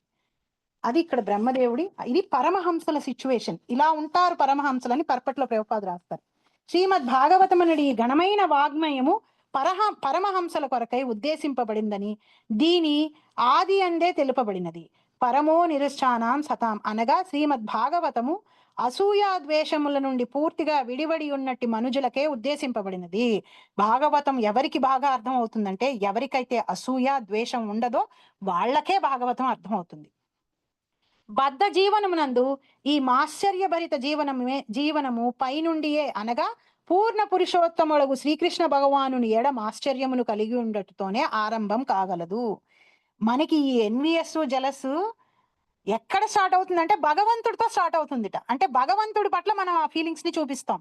అలా చూపించే వాళ్ళు చాలా మంది ఉన్నారు. ఇప్పటికీ కూడా ఆయన దేవాది దేవుడు కాదు అని నమ్మే వాళ్ళు చాలా మంది ఉన్నారు. సో శ్రీకృష్ణ భగవానుని ఎడ ఆ మాశ్చర్యములు కలిగి ఉండటతోనే ఆరంభం కాగలదు. సర్వశాస్త్రములందు భగవానుడనడి అంశము నిర్ధారిత విషయమై ఉన్నది. భగవద్గీత యందు ఆ దేవదేవుని స్వరూపము ప్రత్యేకించి పేర్కొనబడింది. జీవన క్లేశముల నుండి రక్షించబడుటకు మనుజుడు శ్రీకృష్ణ భగవానునకు తప్పక శరణుజొచ్చవలనని ఆ ఘన వాంగ్మయం నందలి చివరి భాగము నొక్కి చెప్పబడింది. కానీ పాప జీవనులు దురదృష్టవశాత్తు దేవదేవుని విశ్వసింపరు. పాపం బాగా పెరిగిపోయిందంటే నిదర్శనం ఏంటంటే భగవంతుడి మీద నమ్మకం లేకపోవడం. ఎట్టి యోగ్యతలు లేకనే ప్రతి ఒక్కరూ స్వయముగా భగవానుడు కావాలనని వాంఛింతురు. బద్ధజీవుని అందలి ఈ అసూయ పూర్విత స్వభావము భగవానునితో ఐక్యము కాగోరు స్థితి వరకును కొనసాగును. కనుకనే భగవానునంది ఐక్యము కోగోరుటను గురించి కల్పనము కావించు జ్ఞానుల యందు పరమోత్కృష్టుడైన పరమహంస కాజాలడు. అసూయపూరితమగు మనస్సును అతడు కలిగి ఉండటే అందులకు కారణం. అనగా భక్తి యోగాభ్యాసమునందు నెలకొనిన వారి చేతనే పరమహంస స్థితి పొందబడినదని ఉన్నది. పూర్ణమగు ప్రేమతో శ్రీకృష్ణ భగవానునికి కూర్చడి భక్తియుక్త సేవ జీవితపు అత్యున్నత పూర్ణత్వమును తనకు ఉద్ధరించునని దృఢముగా నమ్మకమును మనుజుడు కలిగి ఉన్నప్పుడే ఈ భక్తి యోగము ఆరంభం కాగలదు. భక్తి యోగంతో నాకు లభించాల్సినవన్నీ లభించేస్తాయి, నేను ప్రత్యేకంగా ఇంకోటి చేయాల్సిన అవసరం లేదు అనే నమ్మకంతో స్టార్ట్ చేయాలి. అదే నమ్మకంతో బ్రహ్మదేవుడు 1000 సంవత్సరాల పాటు తపస్సు చేసి భగవంతుడు దర్శనం చేసుకుని, అక్కడ దర్శనం చేసుకున్న తర్వాత నువ్వు నేను ఒకటే అనలేదు, వెంటనే తనకి భగవంతుడికి ప్రణమిల్లాడు, నమస్కారం చేశాడు. గొప్ప తపముతో అతడు ఆ కార్యమును నెరవేర్చి ఈ భక్తి యోగ కళను బ్రహ్మదేవుడు పూర్తిగా విశ్వసించెను. తపమును అనరించుటకు భగవానుడు వసిగిన ఆదేశమును సైతము విశ్వసించెను. గొప్ప తపముతో అతడు ఆ కార్యమును నెరవేర్చి వైకుంఠ లోకమును మరియు భగవానుని సైతము స్వానుభవము గాంచుట అనేది గొప్ప జయమును సాధించెను. తన గోల్ ని తను రీచ్ చేశాడు. తన తపస్సులో సక్సెస్ ని విక్టరీని పొందాడు బ్రహ్మదేవుడు. భగవద్ధామమును ఎవ్వరునూ మనసు లేదా యంత్రం అనేది యాంత్రిక విధానముల ద్వారా చేరదేరులు. రాకెట్ వేసుకుని మనం వేరే ప్లానెట్స్ కి వెళ్తున్నట్టు వైకుంఠానికి వెళ్ళలేము. పీరియడ్. That's it. చాలా మంది ఏమనుకుంటారు, మూన్కి వెళ్తున్నాం, వేరే చోటికి వెళ్ళిపోతున్నాం, వైకుంఠానికి కూడా రాకెట్ వేసుకుని వెళ్ళిపోతాం, ఇవాళ కాకపోతే రేపు అనుకుంటారు. వెళ్ళలేం. శ్రీకృష్ణ భగవానుడు కేవలం భక్తి యోగం ద్వారానే అనుభూతం కాగలడు. భగవంతుడు నారాయణుడు వైకుంఠంలో ఉన్నటువంటి ఆ వైకుంఠవాసుడు భక్తితోనే మనకి అర్థం అవుతాడు. ఆ విధముగా ననురించు మనుజుడు వైకుంఠధామమును చేరగలడు. నిజమునకు బ్రహ్మదేవుడు కమలాసనమునందు ఆసీనుడై ఉండెను. పూర్ణ శ్రద్ధతో భక్తి యోగమును నిర్వహించుట ద్వారా అతడు అచ్చట నుండియే వైవిధ్య పూర్ణముగు వైకుంఠ లోకమును మరియు భగవానుని పార్షదులను గాంచెను. తన ఉన్న చోటనే భగవంతుడు దర్శనం ఇచ్చాడు, మొత్తం చూపించేశాడు. అంటే మనం ఇప్పుడంటే నాకు భగవంతుడు దర్శనం ఇచ్చి అన్ని తెలిసేలా చేస్తాడంటే నేను చనిపోతానేమో, ఈ శరీరాన్ని వదిలిపెట్టి వెళ్ళిపోయిన తర్వాత జరుగుతుందేమో కాదు. బ్రహ్మదేవుడు ఎక్కడున్నాడో అక్కడే మొత్తం పూర్తిగా బ్రహ్మదేవుడికి దర్శనం ఇచ్చేశాడు. భగవంతుడికి అంత కెపాసిటీ ఉంది, ఆయన ఏదైనా చేయగలడు. అలాంటి దర్శనమే వ్యాసదేవుడు కూడా పొందాడు. భాగవతం రాయడానికి ముందర వ్యాసదేవుడు ఊహించి రాసింది కాదు, మొత్తం దర్శనాన్ని వ్యాసదేవుడు కూడా పొంది దర్శించిన దాన్నే రాశాడు. వాల్మీకి ఋషికి కూడా నారదుడి అనుగ్రహం వల్ల మొత్తం దర్శించి మొత్తం ఉన్నది ఉన్నట్టుగా రాశాడు ఆయన. వాళ్ళు దాన్ని దర్శించి వాళ్ళ చేత భగవంతుడు రాయించాడు. వాళ్ళేమి స్పెక్యులేట్ చేసి రాయలేదు. బ్రహ్మదేవుణ్ణి అనుచరించుచు ఏ మనుజుడైనా అదే పూర్ణత్వను పడేయగలడు. ఇక్కడ ప్రభుపాద ఆచార్యుడు వస్తున్నాడు. బ్రహ్మదేవుడే కాదు, మనం కూడా బ్రహ్మదేవుళ్లాగా భగవంతుణ్ణి ఫేస్ టు ఫేస్ చూడగలుగుతాం. ఎప్పుడైతే మనం బ్రహ్మదేవుడు చేసినట్టుగా మనస వాచ కర్మణ తపస్సు భగవంతుణ్ణి సెంటర్ గా పెట్టుకొని చేస్తాము. మనం చేయాల్సిన తపస్సు ఏంటి? నామజపం. కలియుగంలో ఉన్నాం కాబట్టి. ఈ యుగ జనులకు అట్టి ఆత్మానుభవం విధానమునే శ్రీ చైతన్య మహాప్రభు సైతము సమర్థించి ఉండ్రి. మొట్టమొదట మనుజుడు పూర్తి నమ్మముకతో శ్రీకృష్ణుని యందు విశ్వాసము నుంచవలెను. కాల్పనిక తత్వ సిద్ధాంతాల ద్వారా దేవదేవుని ఎరుగుట వంటి యత్నము చేయకుండా అతనిని గురించి శ్రీమద్ భగవద్గీత నుండి పిదప శ్రీమద్ భాగవతము నుండి శ్రవణము చేయవలను. నేను ఊహించుకుంటున్నాను భగవంతుడు ఇలా ఉంటాడేమో అలా ఉంటాడేమో అని కాకుండా భగవద్గీత భాగవతం భగవంతుడు ఎలా ఉంటాడో చెప్పిందో అది విని అలాగే ఊహించుకోవాలి ఆయన్ని. కామ్యకర్మరుతు నుండి జ్ఞాని నుండి యోగి నుండి శ్రవణం చేయరాదు. శాస్త్రమును నేర్చు రహస్యం అదే. శ్రీకృష్ణ భగవానుని దివ్య కథలను శ్రద్ధాభక్తులతో అతని నుండి శ్రవణము కావించవలను. అట్టి పరమహంస పదమే ఇచ్చట ఉపదేశించబడినది. అట్లా విని నామ జపం చేసుకుంటే బ్రహ్మదేవుడి మార్గంలో మనం నడిచిన వాళ్ళం అవుతాం. బ్రహ్మదేవుడి మార్గంలో నడిచి బ్రహ్మదేవుడు ఏదైతే దర్శనాన్ని పొందాడో అది కూడా మనం పొందుతాం. ఇక తర్వాత శ్లోకాల నుంచి భగవంతుడు బ్రహ్మదేవుడితో మాట్లాడి, నీ యొక్క తపస్సుకు నేను చాలా చాలా సంతోషపడ్డానయ్యా, నీకేం వరం కావాలో కోరుకో అని బ్రహ్మదేవుడిని అడుగుతాడు. అలాగే బ్రహ్మ యొక్క ప్రశ్నలకి భగవంతుడు సమాధానం నేరుగా బ్రహ్మదేవుడికి చెప్తాడు. తర్వాత 31 to 39 చతుశ్లోకి అంటే భాగవతం మొత్తాన్ని భగవంతుడు బ్రహ్మదేవుడికి ఎక్స్ప్లెయిన్ చేస్తాడనమాట. అదే భాగవతాన్ని బ్రహ్మదేవుడు నారదుల వారికి చెప్తాడు. నారదుల వారు వ్యాసదేవుడికి చెప్తాడు. వ్యాసదేవుడు సుఖదేవ గోస్వామికి చెప్తాడు. సుఖదేవ గోస్వామి దగ్గర నుంచి మనం నేరుగా వింటున్నాం. అంటే అంత ఆథెంటిక్ మన సోర్సు. నేరుగా మనం మూలమైనటువంటి శ్రీమద్ భాగవతం చదువుతున్నాం. మనం వేరే ట్రాన్స్లేషన్స్ చదవట్లేదు, వేరే కవులు రాసినవి చదవట్లేదు. వ్యాసదేవుడు సుఖదేవ గోస్వామి చెప్పినటువంటి శ్రీమద్ భాగవతాన్ని మనం చదువుతున్నాం. సుఖదేవ గోస్వామికి ఎవరు చెప్పారు? వ్యాసదేవుడు చెప్పాడు. వ్యాసదేవుడికి ఎవరు చెప్పారు? నారదుడు చెప్పాడు. నారదుడికి ఎవరు చెప్పారు? బ్రహ్మదేవుడు చెప్పాడు. బ్రహ్మదేవుడికి ఎవరు చెప్పాడు? భగవంతుడే చెప్పాడు. ఎప్పుడైతే ఇప్పుడు భగవంతుడు దర్శనం అవుతుందో అప్పుడు బ్రహ్మదేవుడికి భగవంతుడు మొత్తం చెప్తాడనమాట. Thank you. ఇక్కడ కాప్తాన్ మాతాజీస్ అండ్ ప్రభుజీస్. మేబీ నెక్స్ట్ వీక్ ఇంకొక 20 శ్లోకాస్ మనం చెప్పుకోగలిగితే తొందరగా ఈ చాప్టర్ని ఫినిష్ చేసుకోగలుగుతాం. ఎవరికన్నా ఏమన్నా క్వశ్చన్స్ కానీ కామెంట్స్ కానీ ప్లీజ్ గో హెడ్. నేను రికార్డింగ్ స్టాప్ చేస్తాను మీ కన్వీనియన్స్ కోసం.